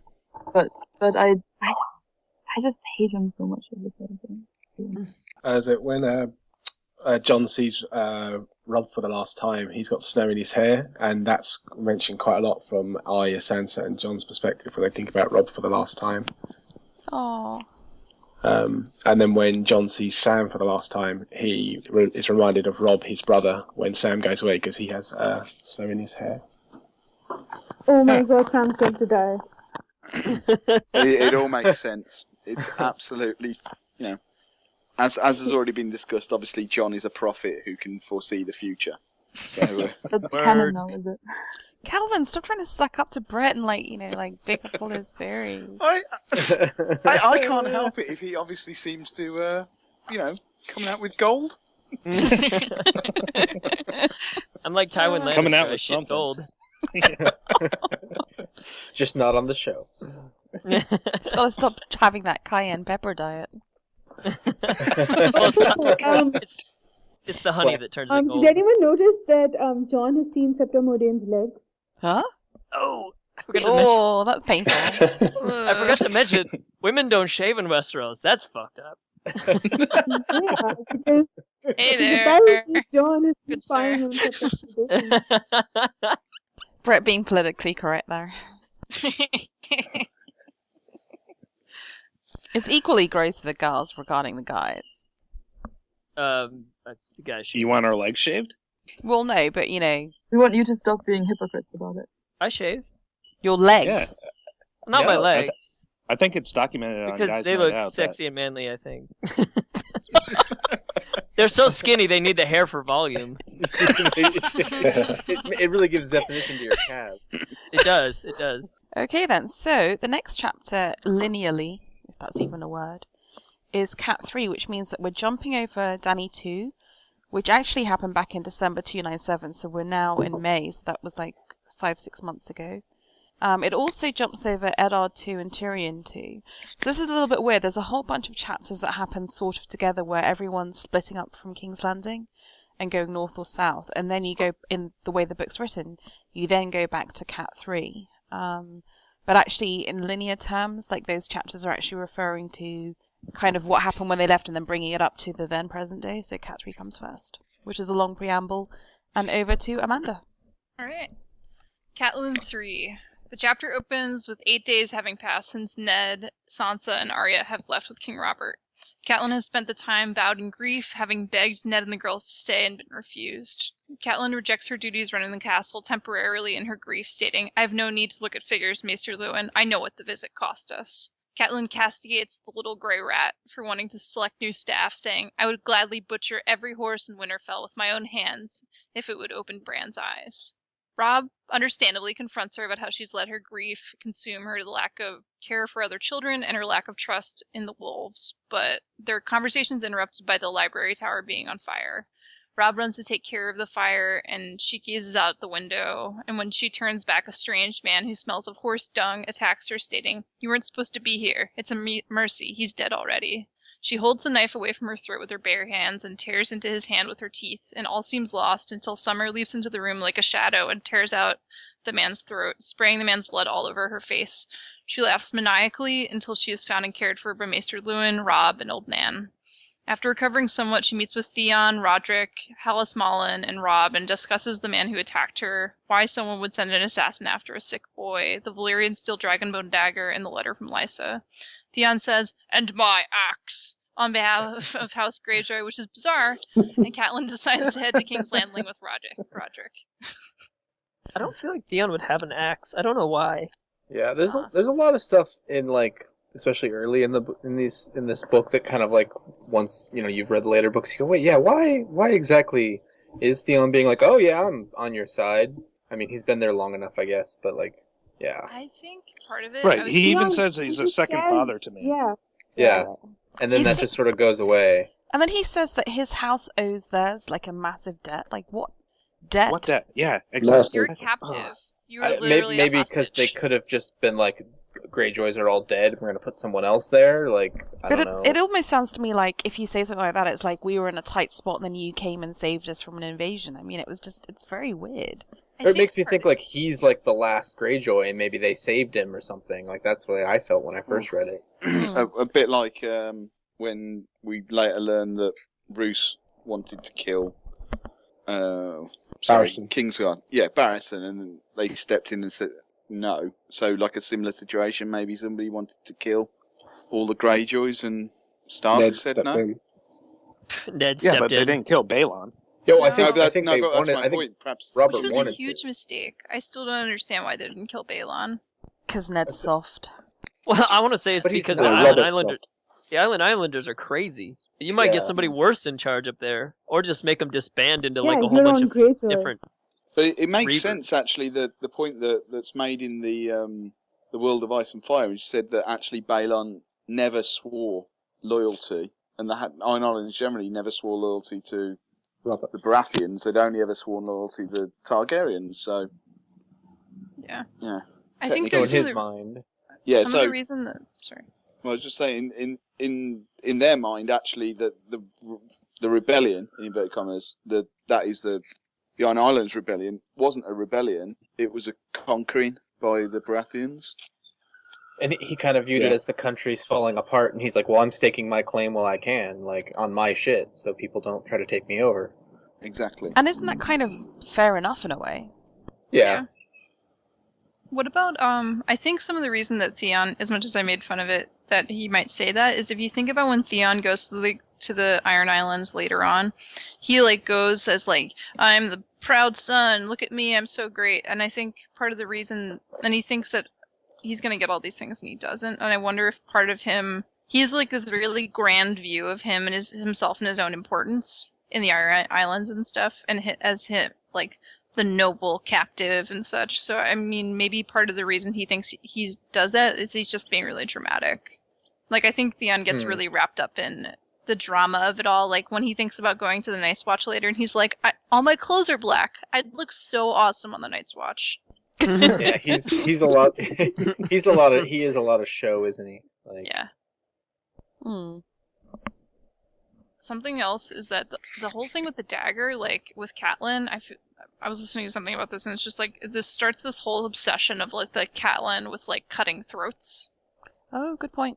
Yeah, and I always find this scene where like her pushing the dagger away with her hands and stuff like really horrifying. It's just like so, the way it's described is so like gross and There's violent. this amazing sentence where it says his blood felt like warm rain as it sprayed across her face. I mean, this is real Carrie stuff. It's really awesome horror writing. I mean, I don't know if George at this point knew what he was going to do with that character, but it's just, I mean, if that were a movie, you could film that so cool. It would be amazing. It's actually a television show, and they did. To me, that TV show is kind of like Jar Jar Binks. She's an HBO denier. It's okay. But actually, I mean, it's true that in the show, I mean, I actually did like season 1. See, they didn't make it as gruesome as it could have been. They softened her character. She tears out his throat with his teeth. Yeah, or her hand with his teeth. Exactly. Like, part of the spikiness of her character when it's negative against Jon, but it's also that kind of brutal, vicious toughness that enables her to, like, rip a guy's fate. You know, like, you need to have that. You know, she's a real fighter. Well, they needed to make time for Roz, so... Well, they needed to make Rob more important than he is. Did anyone notice the inconsistency with the Valyrian steel dagger? It should have cut her why hand didn't straight off. Yeah, exactly. They should have what? Cut her her hand fingers straight off. off. Yeah, I was it's only wondering that. Valerian plated. What? I don't know. Maybe there's some excuse. George did come out and say he regretted making it that. But Maybe. But the guy was Catelyn's pretty just really small tough. and probably not that strong, right? Oh, that guy. He was like sleeping in the stables for days, like in poop, just like hanging out. Poop. Yeah. With his really expensive dagger. Yeah. And his bag of gold or silver coins. Do you Why think didn't he- Hodor saw why didn't him? he Because just they kind book of it? imply he did. Yeah, I think the idea is that Hodor saw him, didn't think anything of it, because obviously he doesn't think. And, No, Hodor was freaking out. They were saying that Hodor was like He's been acting really weird. was acting weird, Yeah. but nobody knew why. Okay. And then Hullen isn't there. He's the Master of Horse. But then, because Catelyn didn't name a replacement, like nobody was in the stables to notice the guy in there. actually, I think they do a good job in this chapter of showing how far Winterfell has been emptied. Like, it's just, like you say, softly building it up for the future when you realise, a lot of senior officials have gone and haven't been replaced, and it is leaving it vulnerable. It's good. And then Rob takes the second tier away as well. So then when it's left with Bran. There's really nothing back there. But aren't you? Don't you kind of feel like if you're that guy, like after the king and everybody's left, you just walk away? I mean, like, maybe he was he scared was that there someone- for a while. After Maybe like he was scared that someone would find him and find out that he hadn't done it. But I mean, Yeah, I guess- I don't know. we don't really know if anyone like if somehow they'd know who he was or where he lived or it seemed Or like he even was if just they a didn't. rando. Like Yeah, he might have thought that they knew even if they didn't. Or he thinks that a prince always wants some crappy jobs done, and I can become his go-to guy for it. Yeah, or maybe it was like half now, half later sort of thing. I thought the person who approached him had their hood up, so he didn't know exactly who it was. He just had a guess. Hmm. I haven't actually read the chapter, so. Talking about actually who obviously got him to do it, in retrospect now for reading the previous Tyrion chapter, does everybody still think that it was basically listening to a one-off line from Joffrey. from Joffrey listening to a one-off line from the king, which is what they kind of later on they say, Robert said, they should just kill him sort of thing, so he kind of took him at his word. Actually, effectively, Sandor suggested it in the previous chapter, so I wonder actually whether that had more of an effect, and because to a certain extent you could say Sandor had more of an effect as a relationship on Joffrey than anybody else. So, well, they say he was a father figure, right? At some point. Yeah, he gave more attention to Joffrey than Robert ever did. Right. Yeah. So I don't think that's too far of a lead. Feel really sad for Rickon. Yeah. the non-existent child. Is it normal for mothers to have favorite children to that extent, though? I don't know. I mean, I'm clearly my mom's favorite. But realistically, to that extent. Because it seems so weird that Kat cares so much more about Bran than about anyone or anything.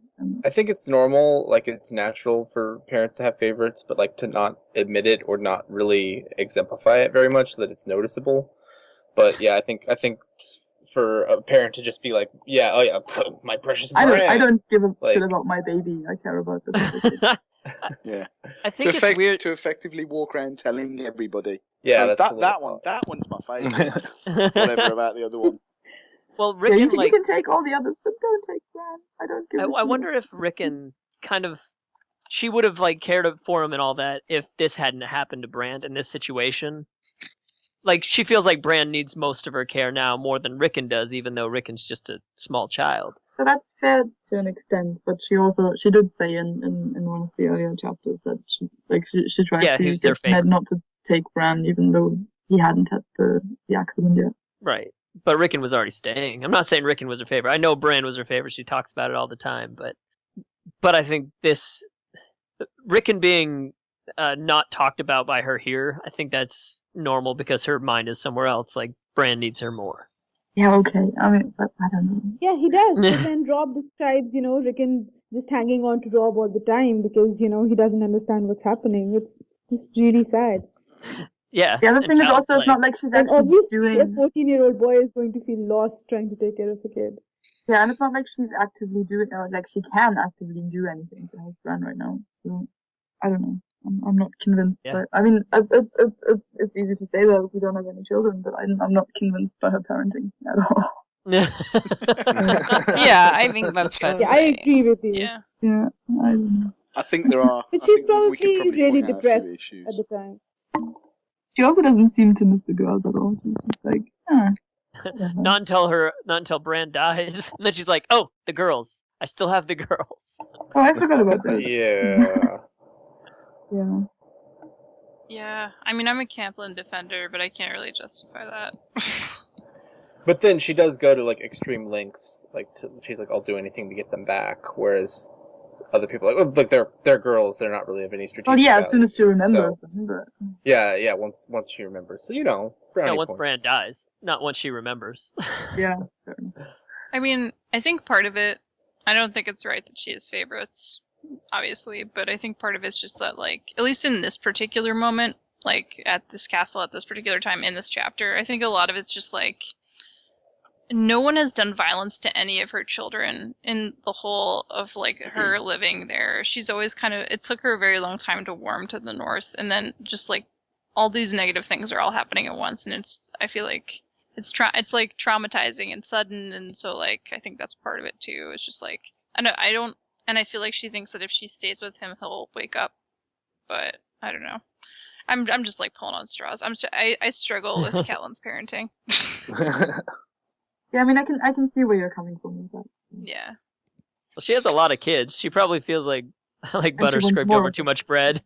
Oh, there's not enough to go around. It Bilbo reference. doesn't matter how many kids you have. You don't stop loving some of them just because you have too many. She only has so much time, is what I'm saying. Yeah, but she might spend time, with one kid, but she should still at least be thinking about the rest of them. Ah, but they're girls. But it's not like she has a Nadia, job. Nadia, what kid do you love most? I don't think I'm not Catelyn. Lies. Good answer. Like when I was little, I was in the hospital for a while, and my mom was at the hospital every day, even though she had another kid. And like when my brother was in the hospital, she was with him all the time, even though she had other kids, because my dad could take care of it. Well, she has Rob, and he's a grown man now, 14. Well, yes, Grown I man. had kids in That's- the hospital, and okay, so Winter's I had a coming. kid in the hospital, and two of them were at home, and I was constantly freaking out about them. I was with the kid in the hospital, but that didn't mean I was not thinking about the ones at home. What was the kid in the hospital for? Oh, she got man, an that's infection. personal. Well, no, I'm just curious. Like, Name, Yeah, HIPAA HIPAA violation okay. right there. I'm just It's saying, not- if her it's not kid's a there big with like, deal. if her kid is there with like a broken leg, the life isn't at stake there. Like she needs to be there, but her mind would be with the other kid. But if the kid's life is at stake, she's like, oh my god, wonder- this. Well, yeah. I wonder if we need to look at the fact that it's not. Part of it isn't the fact that like Bran didn't fall. Bran was thrown. Like someone tried to murder Bran. But they don't know that. Yeah, Yeah, but she they don't believes that. But have- what does Catelyn believe? Catelyn believes that, and that's what's important, I think. Catelyn Oh. believes No, someone but tried to murder Catelyn Bran. only Based realizes on what? that after well, she there's knows an he's attack never on fallen Catelyn. before, right? Yeah, But then But she's she always doesn't being like, you will fall eventually. No, yeah. but she didn't realize he was thrown until after there's an assassin to kill him. Right. It's only Yeah. when she wakes that she realizes it. True. I don't know then. Bad parenting. There's no Bad justification here. parenting. I don't know. I feel like there's a lot of bad parenting. in Yeah. this book. She's still I feel gonna like win Mother of the Catelyn's- Year. Look around. Yeah, seriously.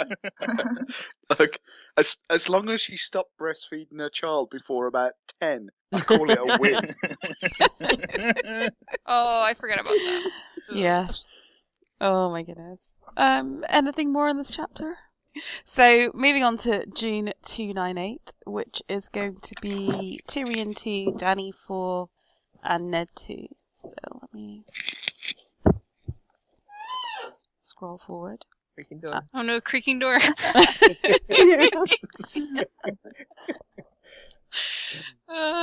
Appropriate. Ooh.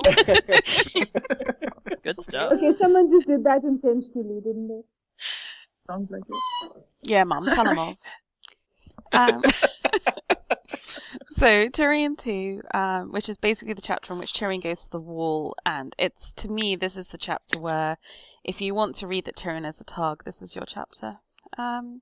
So, we now skip back a few pages to Tyrion II. Basically, Tyrion's travelling with Jon back up to the wall. It's kind of interesting that, as you said previously, he does find Ghost unsettling. He finds the fact that he's totally silent very odd. And he also finds, he's very observant about the brothers of the wall. And I think it's interesting that we're seeing them through his eyes, which are really unsentimental. So he says of Yoren that he finds him sinister and his beard is matted and full of lice, which is just so disgusting. And, he's kind of sympathetic or empathetic to Jon. He finds him naive and he recognises that Jon probably had a very different picture of what being in the Night's Watch would be, and that he's probably feeling pretty sort of disillusioned right now. I think it's kind of interesting, or a sort of an interesting insight into how Tyrion thinks of himself, that he feels himself an encumbrance to the men of the Night's Watch, like he can't help setting up camp, and he knows that he probably looks quite a dilettante because as he travels north of the wall, his clothes are clearly insufficient to the cold.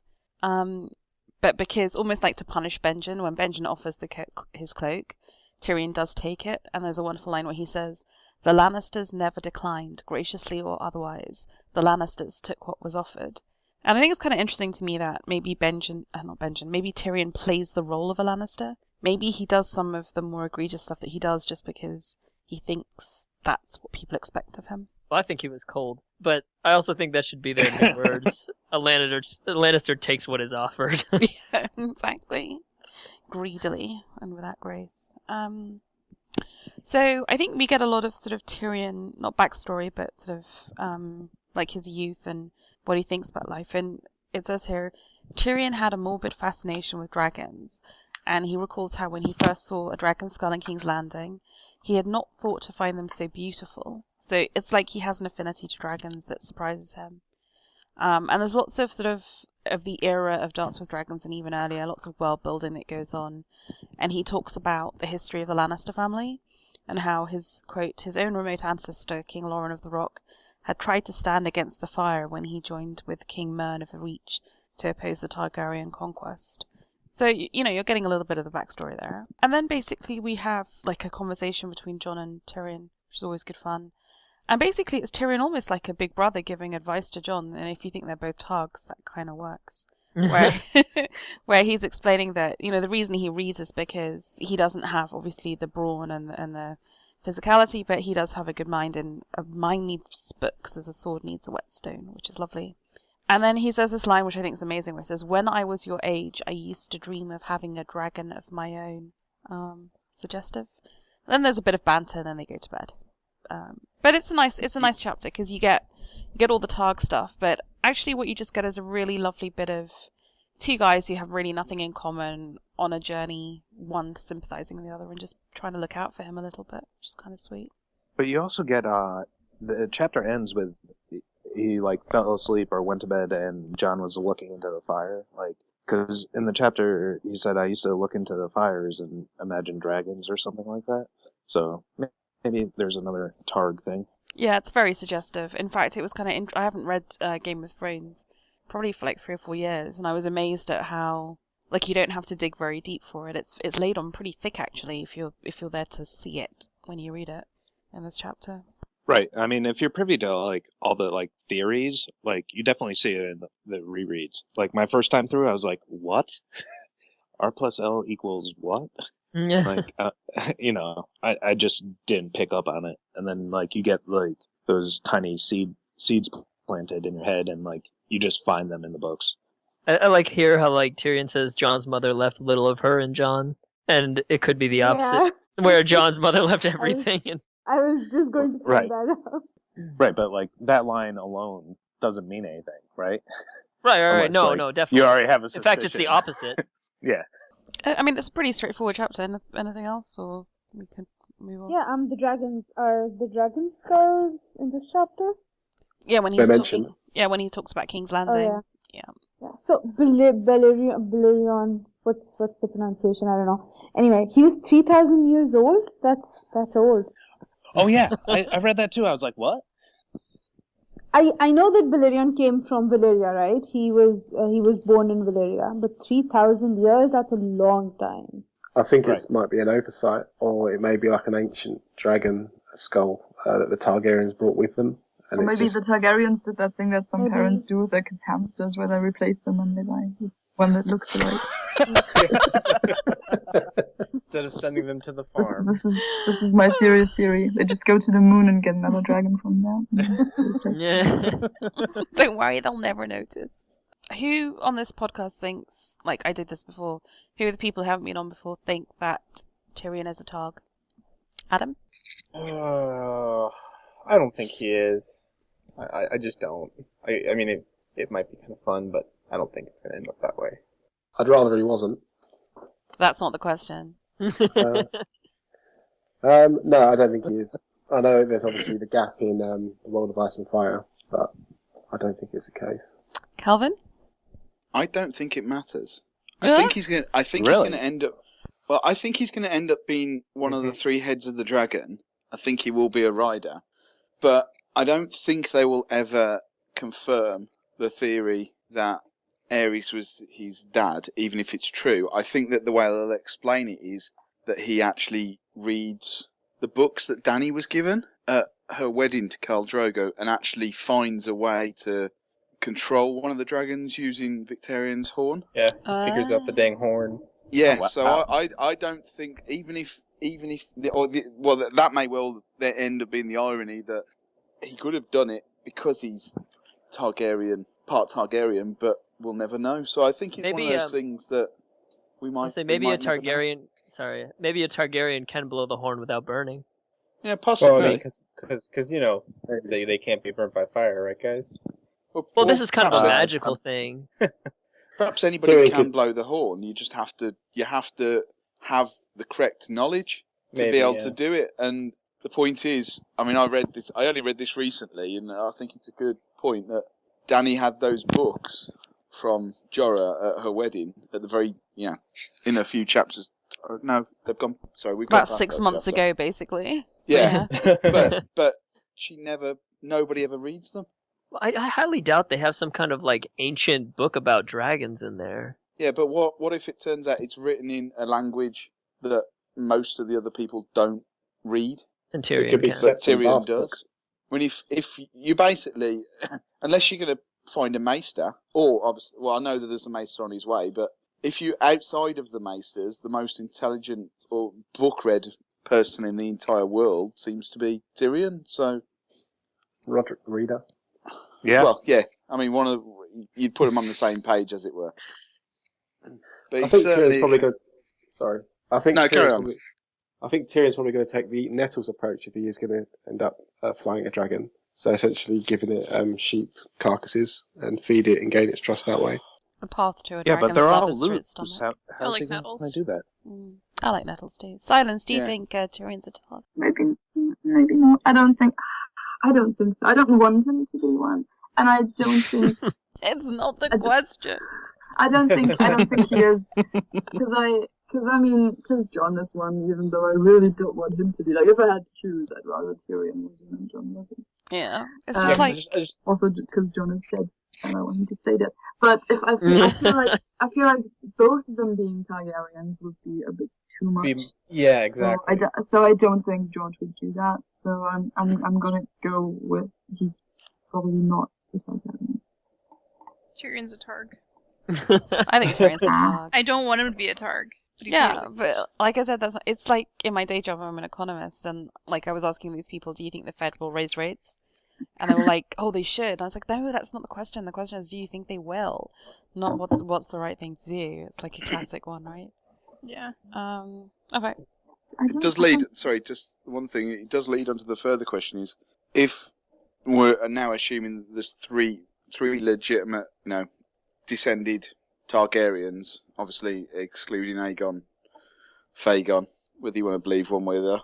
But considering one of them's dead and resurrected, and I assume that means he can't have children, and Dany can't have children, does that mean that if the Iron Throne exists and continues, it'll have to continue through the line of Tyrion?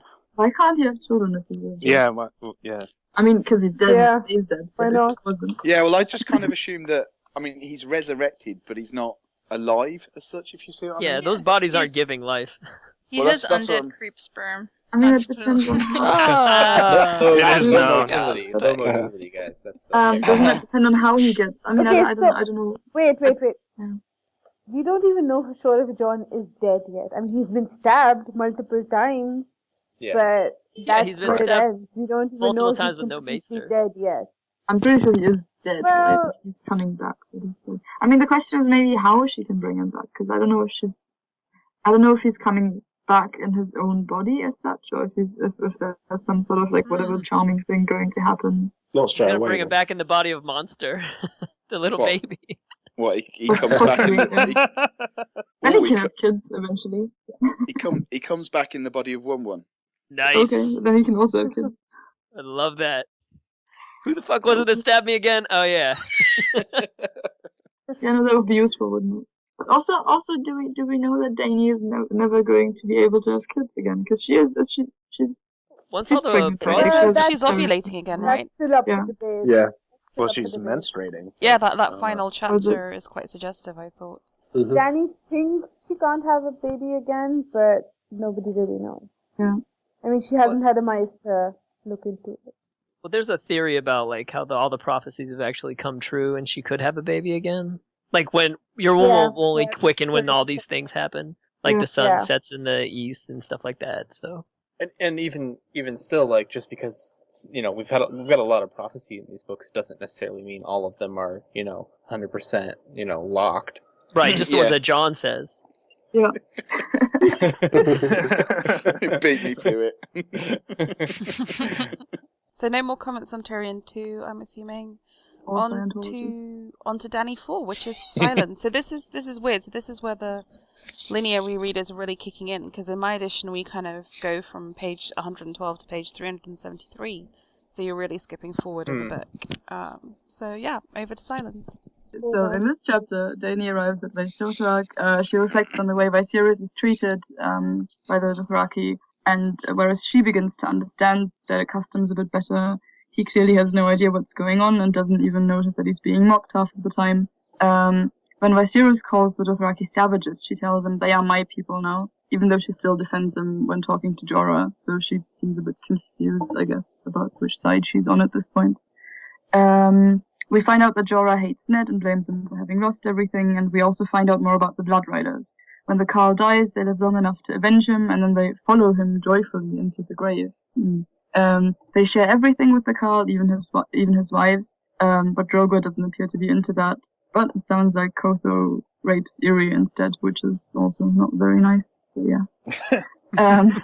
Good call. Dothraki, so Dany invites Viserys for dinner and gifts him Dothraki clothes, which she clearly doesn't appreciate. She tries not to wake his dragon, but he insults the Dothraki and her, and when he grabs her, she hits him in the face with a belt and tells him to leave. Then she has Irri bring one of the dragon's eggs so she can cuddle with it, and then she talks to unborn child, and then she falls asleep. I find it interesting to not just in this chapter, but in Dany's chapters in the first book in general, to see how she kind of gets closer to Dothraki culture and kind of starts identifying more with them, which is, I don't know, I find it sometimes quite uncomfortable, given that the way they treat her is also sometimes not so great. But I think this is the best she's ever been treated in her life. that's probably also a good point. But it also sounds, it sounds like, this may have been in one of the chapters before this one, but it sounds like Drogo pretty much rapes her most nights, so I don't think that's great. So Yeah, but she flips it on him. yeah, She rapes him.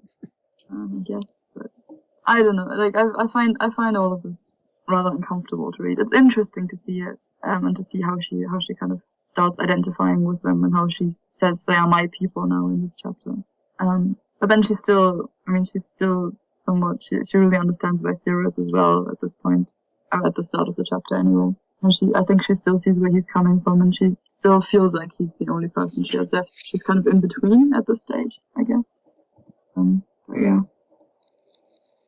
But I find, one of the things I find interesting is that I have a very different perspective on these chapters now than from when I read them for the first time. Because that was more than 10 years ago when I was a kid, and I don't even know what I thought about them. But I don't think it bothered me quite as much that she identifies with the Dothraki so quickly. And now I kind of find it uncomfortable to read that. I always thought, I mean, obviously that absolutely works about the idea of rereading and stuff, but I always thought that the reason she not identifies them, but the reason she takes on the Dothraki culture so quickly is that she, other than a few platitudes, she never really understood anything about Valyrian culture. Yeah, that makes sense, I guess, because she never actually lived in that culture. She pretty much only had Viserys to tell her stuff. And it's not like he ever spent that much time there, because he was quite young as well when I left. So, and he wasn't, so I guess, he wasn't old enough to get any sort of depth of understanding when it ended, was he? So he just had the headlines from Papa Crazy. He always also strikes me as someone who has like a cliche, like his understanding is so superficial. All he cares about in terms of Westerosi history and culture is that he's the boss man and he gets everyone has to just do shit he says. Like that's as far as he knows and he cares. It's nothing more. Like he's not like Tyrion. He doesn't care about history for its own sake at all. Yeah. I also don't think he has a realistic image of anything that's going on there. So. But I mean, he's crazy, so it's not really I do think he's a very well written character, though. I find him very interesting as a character. I'd like reading about him. Yeah, I agree completely as well. He's one of my favorite written characters. I mean, yeah, I really don't like him as a person, because, but he's interesting to read about. And he's gone quick enough. He doesn't outstay his welcome. Which I think is a bit of a shame, because he was so interesting to read about. But there also wasn't really any room for him in the story. So, but yeah, I find him a very tragic character as well, because I don't know, it is a bit sad. He just wants to go home and be king. It's supposed to be. So, then he is also an asshole. So. There's that. Yeah. We get a lot of good information in this chapter that's kind of practical about, like Jorah talking about the numbers that are necessary to take King's Landing and how, the Dothraki won't do sieges properly. Like, there's a lot of proper invasion-related stuff in here, which is good. Yeah. It says somewhere that the crones have prophesied that one day all cows will return to base Dothrak. Is that something that we think is going to happen at all? Yeah. Yeah. But Dany's the call that they're going to unite under. They become the one call to rule them all. Yeah. With the little help from Drogon. Do we all think they're going to reunite under her? Well, I think Jacko's going to put up resistance, isn't he? Well, until she burns his ass. Yeah. Yeah. Next. Yeah. That gets her point across. But do you guys also think that their system is just really counterproductive? I mean, like, they ride around and they're just kind of looting and stuff and whatever. But like, you have the Khal and his Blood Riders, and like those are your best guys. And if the Khal dies, just like basically the people most capable of replacing him are all gone too. Like it's not really like the best system. But do they strike you as the most efficient people in general? No, but it's just like you're like you could how many warriors, like top warriors, would be gone if you in an instant like that, right? Like, oh, they got to go get revenge, and then if they live, then they die. Like, well, no, because the Blood Risers aren't the same. But the impression I got was that the Blood Riders are sworn on the day that the baby is born, right? So I guess it depends. They wouldn't be. But didn't it say that that one of the Blood Riders was sworn to him when? I think with Drogo that was the case, but I think it depends on how you become Khal and whether. Because I guess you can just kill. But they don't have to be. They're probably not. All of Drogo's Blood Riders, they don't seem to be like the smartest people around. I mean, they're strong warriors, but they're probably not leaders. No, there's a difference between Blood Riders and Khals. Blood Riders are the bodyguards, and Khals are like the captains. So like Jacko. Yeah, exactly. So the Blood Riders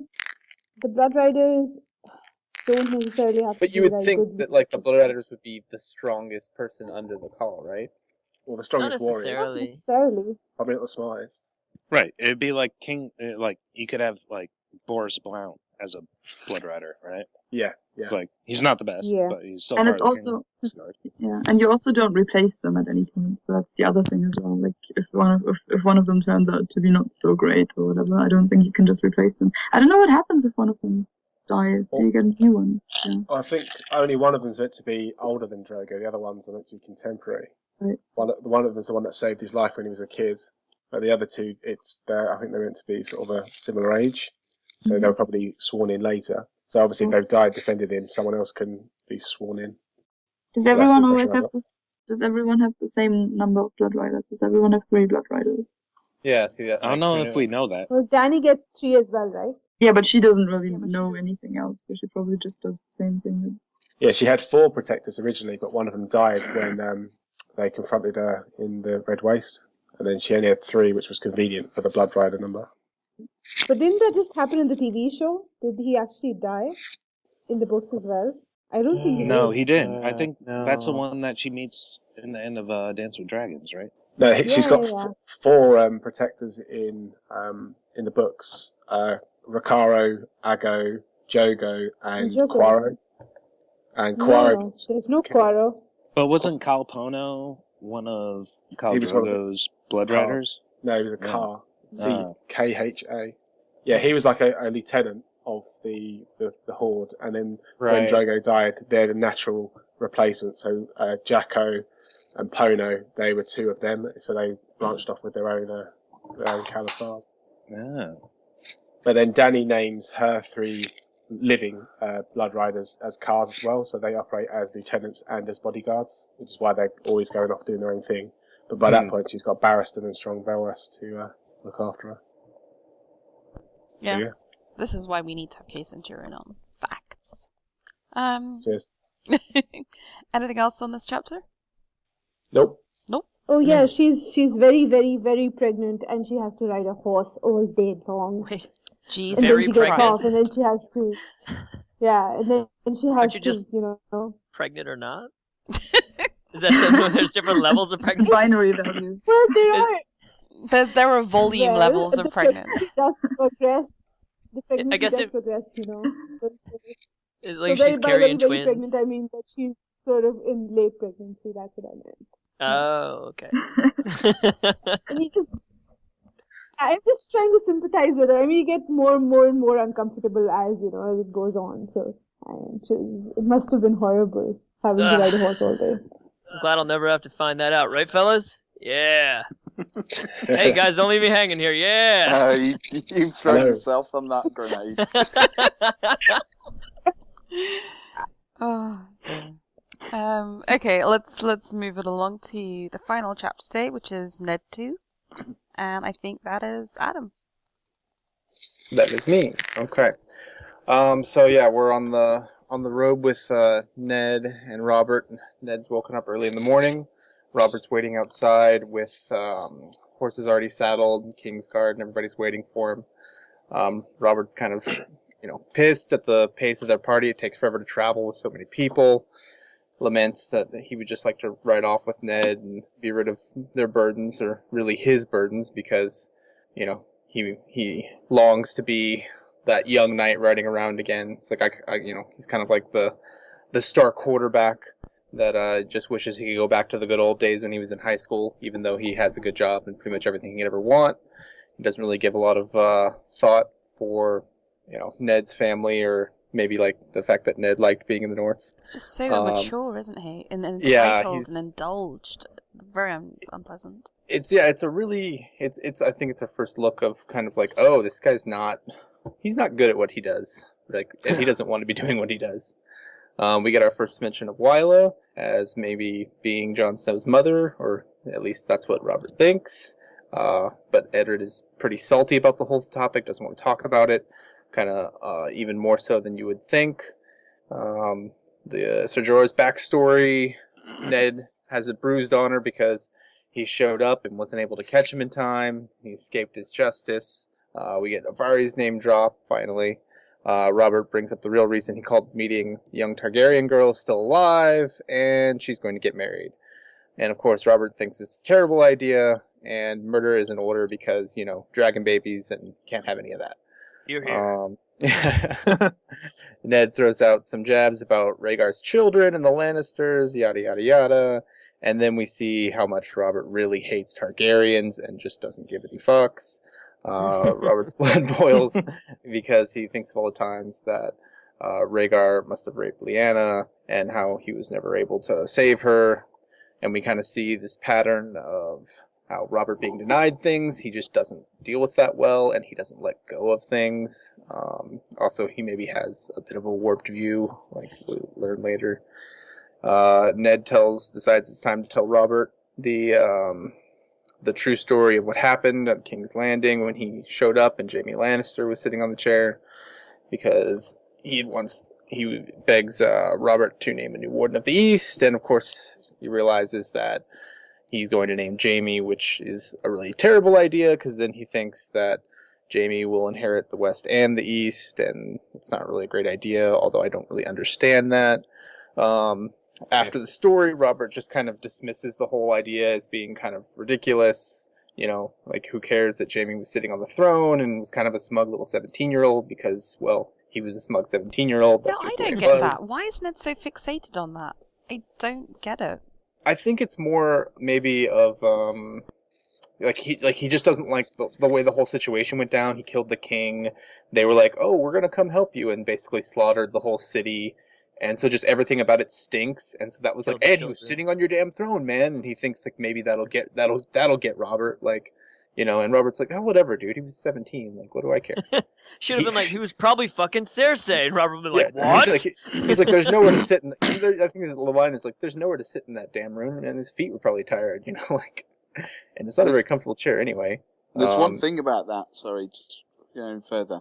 The picture we've seen of the one that of the Iron Throne that George said he really likes, and he's more what he thinks. Very tall, Giant one. Yeah. Yeah. Just to to relax down onto the onto to that. climb 20 steps. Yeah. Well, that's kind of my point. It's you have to actively do it. You don't just flop down into a chair. That's true. He was But he was clearly wearing full armor. he wanted his chance to sit in the chair. Yeah, And- does the chair really hurt when you're wearing full plate armor? no, but I think so my don't point. think so. My point. Tell that is, to Rhaenyra Targaryen. True. my point is obviously Robert goes, oh, you're that bothered about the fact that you just flop down into the only chair in the room, effectively, which is true if the chair is just a chair on the level of everybody else's chair. yeah. But if he's he'd rather just sit actively on the floor, climbed right? 20 stairs up to a chair that's 30 foot in the air, then he's gone out of his way to do that, and that's more of a conscious statement. And I don't think plate armor, does it cover your ass when you sit down? There must be Nadia? something covering you from behind. Yeah, but I would think it would be like your... I don't get salty on armor. You have a butt flap, right? I don't know. Yeah, I would think it would come down from the back, not cover the ass itself. You need to have flexibility there, so you couldn't have plate armor there. Yeah. Maybe I have think like flexibility? cheek implants. But I mean, Ned has one point that, like, it wasn't the crown stag, it was the Lannister banners that were raised, and it was sort of like they came in and took over, and were just sort of like waiting to see how things played out. Because I mean, they don't have cell phones or anything like that. Like, like they knew that like the day was done. Basically, they knew who was going to win, but they didn't really know like, oh, was Robert even alive? Like he'd been injured, right? Yep. So they were sort of waiting to see if, well, we're here. Maybe we could just, maybe we could lay a claim if there's no one else to or something. Or, I think that's what that's what Ned was thinking. Like, They're just gonna slide in there and be like, "So we're the kings now? Oh no, you guys okay? Okay, yeah, we're just checking." Rights, squatters' rights. Yeah, we were just checking the banner hangings to make sure they were ready for yours. But anyway, yeah. So basically, Robert doesn't care because Targaryens got killed, and that was good, and he wishes he had killed Dany back in the day, and he's kind of pissed about it now. And they both lament about Lyanna's death, and you get promise me Ned again, and Robert's just like, I've had enough, and he rides off into the sunrise, and Ned's like, what the fuck am I even doing here? I think the Lannisters raising their banners, and they're like, "Oh shit! You see, this is ours now." And they're like, "No, it's not." But see, a Lannister never declines, so they were hoping maybe they would just like, they well, take what is offered. If you're offering the kingdom, if no one else is interested, we could totally do that. But I think a couple things that struck me reading this is, like someone mentioned earlier, some of these early chapters are really short. And this one's like, I think this was like 5 pages or something, maybe 5.5 pages. Like, this is the second Eddard chapter. I'm like, wait, we've covered a lot of ground in this book. Like, not a ton, but I forgot, like, how many POVs we had in one place, like, in early on. Like, you could go for 6-7 people and you're still in the same place. Whereas later on, it's like, if you want to get part of a story, you have to go back to that same person over and over again because they're so spread out. Yeah. And I guess the next book will become a little bit more like this, maybe. As Hopefully. he starts, More as consolidation. as characters start coming together, and I guess he's already said he's going to thin a few of the POVs, but as they naturally coalesce. But you will, I think, go from a sort of a Tyrion viewpoint to maybe a Dany, but still be in the same place. Sometimes different roads lead to the same castle. Jon Snow. But I just wonder The if prophet Jon we'll Snow. get back to shorter chapters, though. I think maybe his style has just become more expansive for the world building. I'm not sure he can get it back to this sort of concise. I don't know. It feels like they've become more baggy.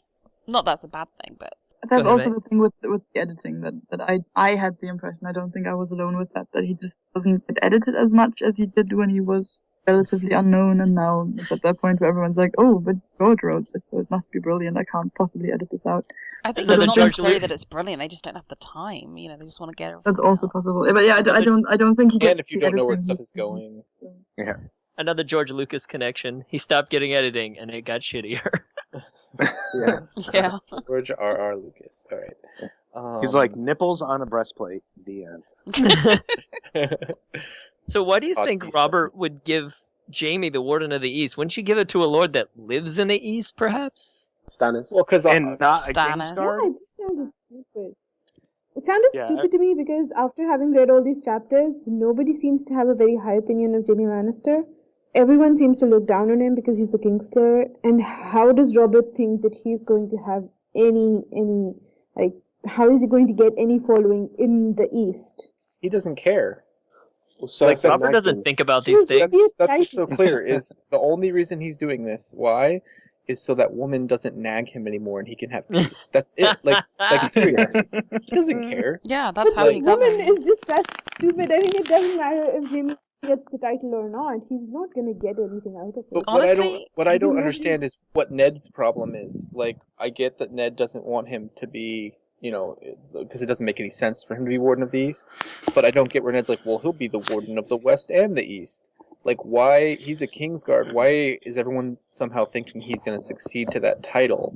Like, because once Tywin dies, I thought the same thing. wouldn't it fall to someone else? Like, everything we know is like, it becomes a major plot point later, right? And But actually, it the is- fact it that he does- can't marry and have kids, I mean, who cares if he's warden? He's not going to have successors, He's going to be wherever the king tells him to be no matter what. Yeah, so So, just like, let him get on even- with it. So let's say he was the Warden of the East and the West, and he's sitting at King's Landing. He's useless. So Exactly. And it the just king- wouldn't make any sense that he would And the inherit. king is his nephew. Yeah. Is that a problem? Is he gonna go against him? Quote unquote nephew. Yeah. You know what I mean, though. Like, as far as Ned knows right now. Yeah. Yeah, so I didn't get that. I just thought, and the whole thing in this chapter, his attitude to Jaime is just, it's so hypersensitive in a way that's bizarre, I feel. Unless we later discover that something specific happened, but it's like, of all the things to have a go at Jaime about the fact that he happened to be sitting on the throne like a douchey 17-year-old is the least of your worries. I mean, Well, Also, I think, there are douchey 19-year-olds. Like, yeah. how? Yeah. Like, I think a big part of why, at least the way I look at it, is why he's so pissed off at Jaime is he's sort of the Lannister avatar for Ned, because I don't think he had. And yeah, he wouldn't have. He wouldn't have really had any interaction with Tywin or anyone else like during the war, right? And he gets there, and they've done all these terrible things, and then there's the murdering of the children, and he murdered the king, and it's just sort of like, oh, well, like Jaime's kind of like the first guy he runs into, and I think all of his hatred and mistrust and everything of the Lannisters is like that's the Lannister golden boy, and that's just he puts it all on him, whether that's entirely fair or not. In one of Jaime's chapters later on, when he's thinking about after he killed Aerys, two of the Lannister bannermen walk in, and they're under the impression that they don't know who is going to take the throne, whether it's going to be Robert or the Lannisters themselves. And then Jaime's the one that makes the decision and says that we'll wait and see who shows up first. Yeah. Yeah, so it's sort of not even the bannermen were aware of who they were fighting for in that regard. They were the ones that took the capital. They had the plan. And how could you be? You know what I mean? Like, there's no way they could be at the time. Yeah. I mean, it's just, that's another thing. And then obviously Ned probably knew that when he walked into the city and he saw it all going to pieces. He probably put some of the blame. I like how Go on. Ned just walked up, like, on his horse, walked right up to the throne. Yeah. well, Tywin does that after the Blackwater, and they even He say does that like in the his show. horse takes a dump. Yeah, he's No, just on he his does it in the horse. book, too. Yeah. Oh, but Ned did it first. Yeah, he did. That's right. He's like, I have the advantage, just in case. So, about Ned, like, the whole her name was Willa thing, is that just so he has a lie that's plausible to tell Robert? I think so, no? Pretty much. Yeah. She's just a beard. Why is it a lie? Why isn't it the truth? Oh yeah, I mean, it's perfectly plausible he was in love with this chick called It is Willa, possible. but I think it's still a cover story for Does coming he back have with a to be kid. in love with her? He just had to have sex with her. Isn't- Right. He doesn't just have to needs have to sex bang with her either. Yeah, but knowing Like- what Ned's like, he probably would have had to have been in love with her to sort of... But that was many years ago, and people do sometimes change or adjust their moral principles. So maybe at that time he wasn't as strict about his own morals. No, but even in this chapter, like Robert says something, or Ned says something like, I think like, to be the kids we were or something, and Robert's like, you were never the kid you were, Yeah. like. Yeah, but at the same time, he rose up in this rebellion, so like he doesn't have the honor that he like pretends to have. Well, he rose Right? up in a rebellion, but basically it was like if someone passed a death sentence on him, and he really didn't have a choice at that point. This And was murdered this his fight king. fight for your life sort of thing. So, like, And is it honorable to to just tell the king, all right, kill me? Like, I don't know. Well, I mean, in his view, I think it would be, right? Like, What? Like, off with his head. All right, well, I gotta But go if do he this. knows the king is unjust, like, I think Brett, he okay, follows so the king. He's but all fucking salty still about Jorah Mormont from running away, right? Oh, yeah. So, But he didn't do why is- anything wrong. Yeah. I mean, Jorah sold somebody, like sold actual human beings. Ned never and Ned did anything didn't do wrong. anything. Yeah. yeah, I mean, he would view his I guess his so. death warrant as an injustice to begin with, I guess, right? Yeah. Did he have a death warrant? Or did they just say, come kneel before me? Well, basically, yeah. Basically, he's like, Robert and Ned, come to me, and yeah, you were like, there's a 50-50 chance he's just gonna kill you. And Ned's like, that's what my dad did, and he didn't fucking come back, so no. Yeah, And my no. Well, no, they asked John Arryn to give them both up because they were both in the Vale at the time. So Yeah. if they were in their home regions, it probably wouldn't have been as convenient. That's, Well, they wouldn't be that's able to one talk. thing that never made sense to me. What was that? I get the idea of give up Ned because he's going to want revenge for the fact we've just killed his dad and his brother, and he's now head of the Stark family. But why did he want Robert? the Brath? Yeah, I thought there was some issue with them. There was some. I don't know. Well, I the can't Great Northern remember. Conspiracy thing. Like, they thought they were consolidating all the families so they could go against him. So Ares was crazy. He didn't know what the hell was going on. They don't have tinfoil, and he suffered for it. so Right. the voices were getting through. Oh, yeah. Well, no, Another 'cause- thing, when what's the timeline like after from when they take King's Landing to when Gosh. Lyanna dies at the Tower of Joy? How long is that? Do we think like a couple of month or so, or a month or two. Yeah, it's maybe. got to be a month Yeah. or two. because it's just because Ned's there, and then they kill Rhaegar's children, and he basically leaves that day, and it says he didn't. It took another death to reconcile him and Robert. Like when Lyanna died, they reconciled. Like if he had found her alive, would he have just booked it to the north and been screw it? Like it's not like him and Robert really kept up all these years anyway. Like they reconciled over her death, but he didn't stay behind. So It all happened in what one would have year. happened?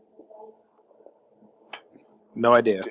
I mean, yeah, I'm just wondering if she still would have even married Robert, if that would have even happened. I don't Well, know. you'd assume that the first conversation go on would be if, as we all assume, she wasn't kidnapped, then the first thing she'd do is say, "No, I wasn't kidnapped. You just killed the man I love."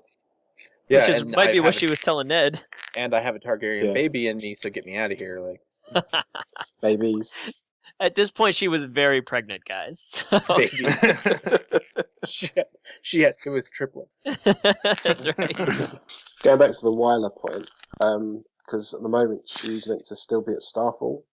So when would Ned have got her pregnant in the first place for it to all work out in the end? If she was the actual mother. She'd have to be at the Wait. tourney at Who, Harrenhal. Yeah. who is Willa anyway? Willa's just- the wet nurse. That She's the wet nurse to Edric Storm. Dane. Edric Dane. Yeah. Yeah, I remember they saying and she was his wet nurse or whatever, but I thought that was Edric whatever's mother, not John's mother. No, she's the wet nurse for Jon and Edric Dane, but there's a 4-year age gap between them, so it's I was going to why- say because he's much younger than Jon, isn't he? So Yeah. No, I That's what thought it he was seems the like. same age because he's No, there's- still a squire to Beric Yeah. Dondarrion. Edric's 12 when Jon's about 16, so it's about 4 did they get years. a different wet nurse for John? Because she showed up at the at Winterfell before Catelyn with his wet nurse. I mean, I'm guessing it wasn't the woman that he was claiming had the child. If it was, it makes sense why she wasn't there. Oh no, we know she's a wet nurse from what Edric Dane said before. Yeah, that yeah, I in knew the- that. in the chapter. But just because she was the wet nurse to both of them doesn't mean she was John's mother. No, but obviously we're told in this chapter that she is the mother. So He's unless there's claiming two that women she called was. Wyler. So Unless there's Robert two never women saw called that Wyler. lady. Well, no, because the Yeah, only time we know Ned saw her was at Starfall and possibly at the Tower of Joy, and then Yeah. maybe the tournament of Harrenhal as well. If that's Yeah, where he Yeah, had to pregnant. have something to tell Robert. He needed an excuse, and just this random woman It could have been like the first wet nurse he met on the road or something, to help take care of the baby. It's like, by the way, I assume... tell the king you're the mother. Well, I assume Howland Reed would have set it up. So with that, I think we've rounded out our discussion of Ned 2, and I hope the listener has enjoyed our trip through May and June 298. Next time, it's actually going to be Claudius the Fool organising, but I suspect the reading will be July and probably half of August, because August has a lot of chapters, a lot goes down in August. So I would like to thank our fellow hosts, including Amanda, who's already left, but Tanja, Nadia, Matt, Adam, Carl, Kelvin, and Brett.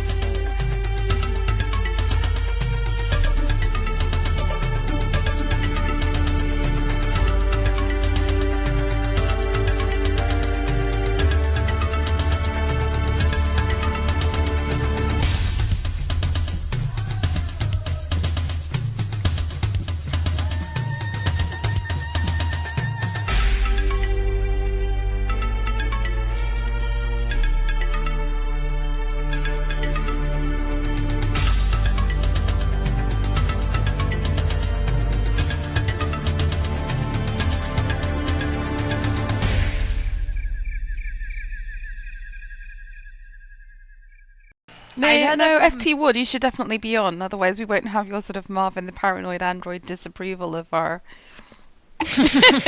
of our voyaging. I feel. Hello. Hey, Adam, how are you? Tired, but boo. Mostly awake. Excellent. Did you just talk to FT Ward like he can hear you? Is he on the call? Oh shit! Sorry. No. Oh, this is complicated. For the Willy. Brilliant summary. Can I just check, Matt, are you on? Matt? Is he saying something? I can see the picture on Skype, Matt, so it looks like you're in the call. But no, he's just like, fuck this.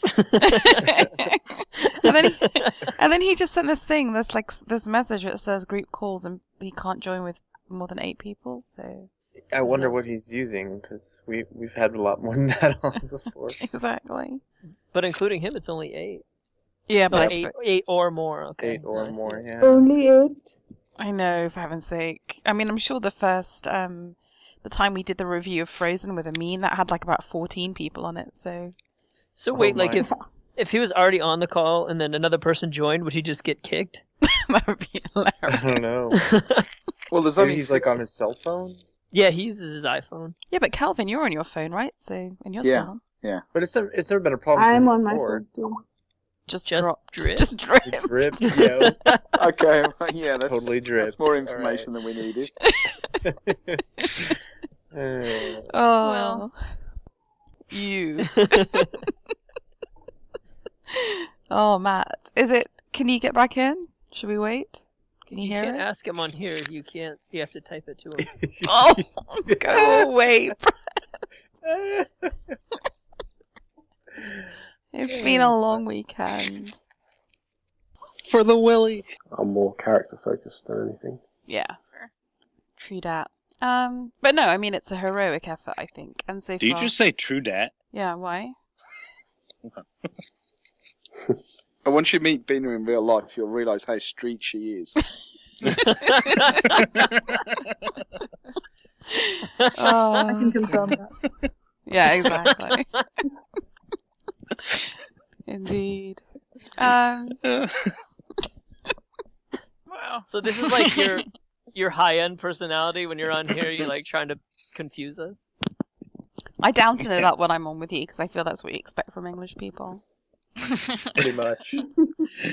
Is downting a word? Yeah. It is now. Yeah, it's a verb. For the Willy. I think the buddies still have a tipping point one day. They'll just snap. The Dalai Lama's gonna go falling down. Michael Douglas with an AK-47. Well, think about it. If he ever snaps, he's got like 200 lifetimes worth of repression to get out. So he's really gonna be quite angry. Oh dear, that's hilarious. Oh, man. For the Willy. Scrunching up sandpaper or so. Yeah, sorry about that. No, Are you sitting in your styrofoam throne? Hey, what a man wants to do in his own castle, Is it like right over the toilet with a hole cut in it? Why would you assume it's not just the toilet? Leather clothing. You have a styrofoam toilet? That's awesome. Anyway. Budget cuts. It's painted to look good. Not a bidet, I mean. Do the French have bidets, like, in public restrooms? How is that related to the chapter? Because that would be so weird. It's bad enough not making eye contact when everybody's standing at the trough. That I just can't believe that came up in a podcast. Until you've used the hole in the bucket somewhere. But now we need to, Are you now we need to surprised? know. Really How are we weird. going to find this out? No, well, I don't know anything about bidets. Like, I actually looked at a house the other day that had a French architect, and he had bidets in it. I was like, I don't want to buy a house that someone else has used the ass cleaner, and I don't know why. But you do realise that the arse doesn't touch the cleaner. I don't know how it works at all, actually, but It's like a water It's Pour slide. water on your butt. It's very sanitary. I understand the water butt thing, but I mean, there's less sort of touching than like it's far worse to use a toilet that someone else has sat on than a bidet. why? It's Did like, you not touch the bidet at all? No, No, you put your ass offer- down on there. No, you So offer. you sit on it and it like sprays you? Yep. And actually, the toilet is a lot cleaner than touching someone else's phone Yeah, or I money. know. I know. Yeah, okay, but I'm rather eat something off someone's phone than a toilet. I'm sorry, it's just the way it is. It's like the So- 3 seashells in Demolition Man. Think of the Yeah. same thing. You don't know how to use the Wow. seashell? You guys Wikipedia says that they're common in public bathrooms in Japan and South Korea. Holy shit. So it shoots water at your ass and like cleans it off. Do you wipe before or do you just do this after for like to freshen up? Well, I could say stuff, but that might just be my prejudice against the French. Does it like straight Listerine at you or something? Like how does it keep the... Like if I'm sitting on the toilet and water splashes up on me, I think that's disgusting. So Have water you ever splashing... taken a shower after you've gone to the bathroom? Yeah. Sure, why not? There you go. Same thing. But it's mine. Does that Except make with sense? more garlic. I'm so pleased I'm missing Downton Abbey for this. Well, I'm missing a pub quiz for this, so this is worth it. No, what I'm saying is if like someone splashed you with toilet water, you'd be like, that's fucking disgusting, dude. But it's But not you're saying toilet it's water. It's water from. It's like Yeah, water the from. bidet a is tap. separate. Clean, Completely but it's, separate. I get it, but it's cleaning shit off someone else's ass, and it has to go somewhere. It's not like there's a separate drain. There is. There is. It's all one drain, I man. get it, it's a separate thing, but it's shooting water, and then what's coming off of you is coming off of you right back on top of that nozzle. No? No. That's not how it works. Well, this is why I need this education. Help me out. Do you work in an office? I do not. Yeah. Okay. It's so funny, like you're getting so stressed about this, kind of like how Ned gets stressed about Jamie sitting on the throne. It's like no one else gets why you're so upset. Can you please just explain to us why you just thought of this? Like, how did you end up with that topic? Right Somebody now? said bidet, and then it reminded me of a house that had a bidet. Nobody I didn't said want to buy a house bidet. with a I bidet. don't think anyone. Yes, Nobody they did. said No, bidet. nobody said bidet. Oh, No, fuck I that. Somebody did. We have a definitely- recording of this. We can check on that. Nobody said bidet. You Somebody just just brought admitted it. out. No, I definitely did because he was talking about a styrofoam toilet. I was Toilet. like, I bet it has a bidet in it. Yes. Right. So Okay. that So was it's your screw all fault. you guys. So totally related. stop always ganging that. up on me. Oh man, the after show for this is going to be fantastic. For the Willy. Oh, I wouldn't even have spelled it that way. How would you have spelt it? So it squirts out that nozzle. How would you have spelled it? Don't answer the question. I have no idea how I would have spelled it. It would have been a Y though. Which is So interesting because you obviously spent a lot of Because it's time French, I get thinking it. about the bidet. So it comes out of that little A nozzle bidet. right there. What the fuck is a bidet? So that just like sprays you. No, I would have read it bidet, you motherfucker. Anyway. So it sprays out of that little nozzle. Like you got to reach around and like pop that thing up. No, or- a reach around's a different thing entirely. Oh, okay. There's no glory hole. There's no reach around. No rusty trombones. I'm just okay. This picture that's right here. Did anybody else click on this? Yeah, I'm watching. This is the Wikipedia Okay. page. There's a picture like off to the right, right? Everybody see it? Or Yeah. anybody see it? Yeah. All right. So this nozzle on top, does that have hot and cold? Because that's what it looks like. It's got a mixer top. Okay. So you like pop it up. So do you like turn it on and then back into it, or do you like back into it then turn it on? How much pressure is coming off this thing? I love the idea that you back up and like I don't know when they have it in America that when you back up lorries and stuff like they have like this vehicle is reversing. That's Like Like in the UK, so like, Beep. that's the one, yeah.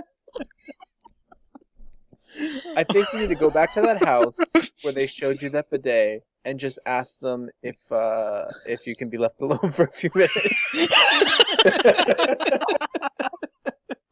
It's absolutely crucial that if I'm going to buy this house, I'm going to see how this bidet works.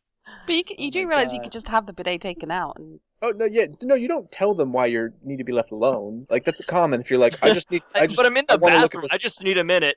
No, you just say, Wait a can minute, you wait, hold on. can you wait outside while I have some time with the space? That's very common. Yeah, but specifically the bathroom. Yeah. I don't No, think you that's do it in like the living room or something, so they don't know. But why is he And then running they come- upstairs? Come back in. And like, hello, what the hell are you doing in the bathroom?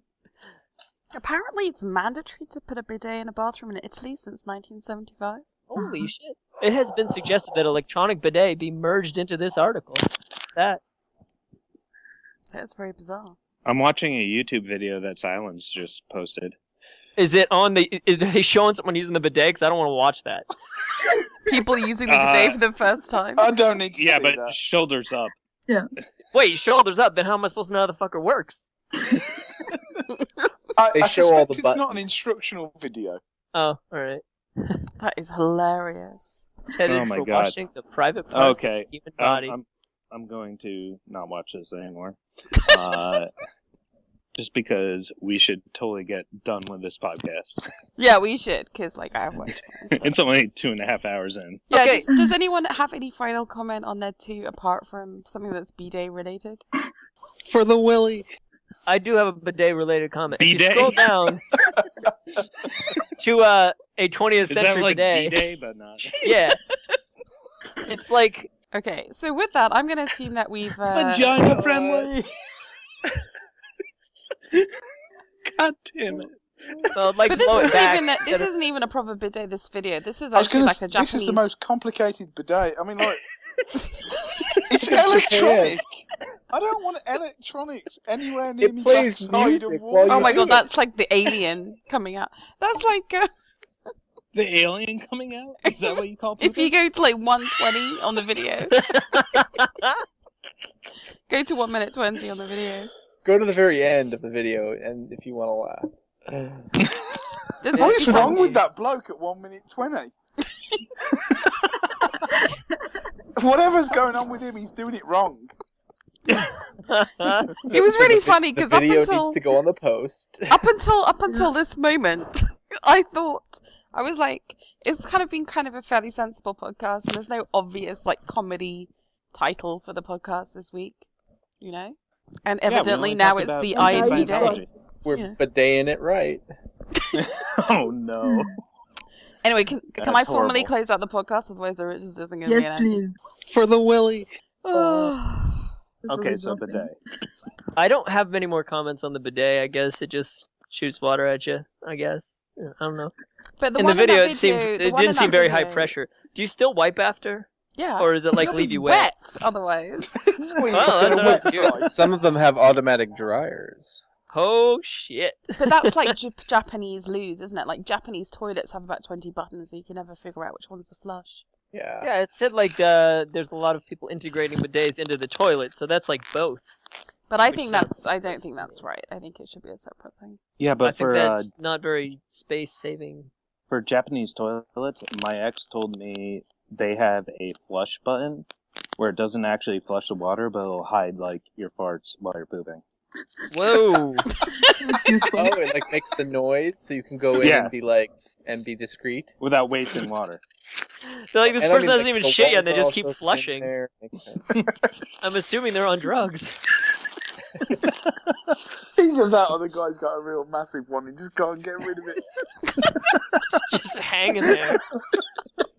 Keeps stopping up. Oh, It won't go down. God, it won't go down. this is definitely the most infantile podcast today. Yeah. You're welcome. Yeah. You're welcome. Yeah. You're welcome. Yeah. You're welcome. Yeah. You're welcome. Yeah. You're welcome. Yeah. You're welcome. Yeah. You're welcome. Yeah. You're welcome. Yeah. You're welcome. Yeah. You're welcome. Yeah. You're welcome. Yeah. You're welcome. Yeah. You're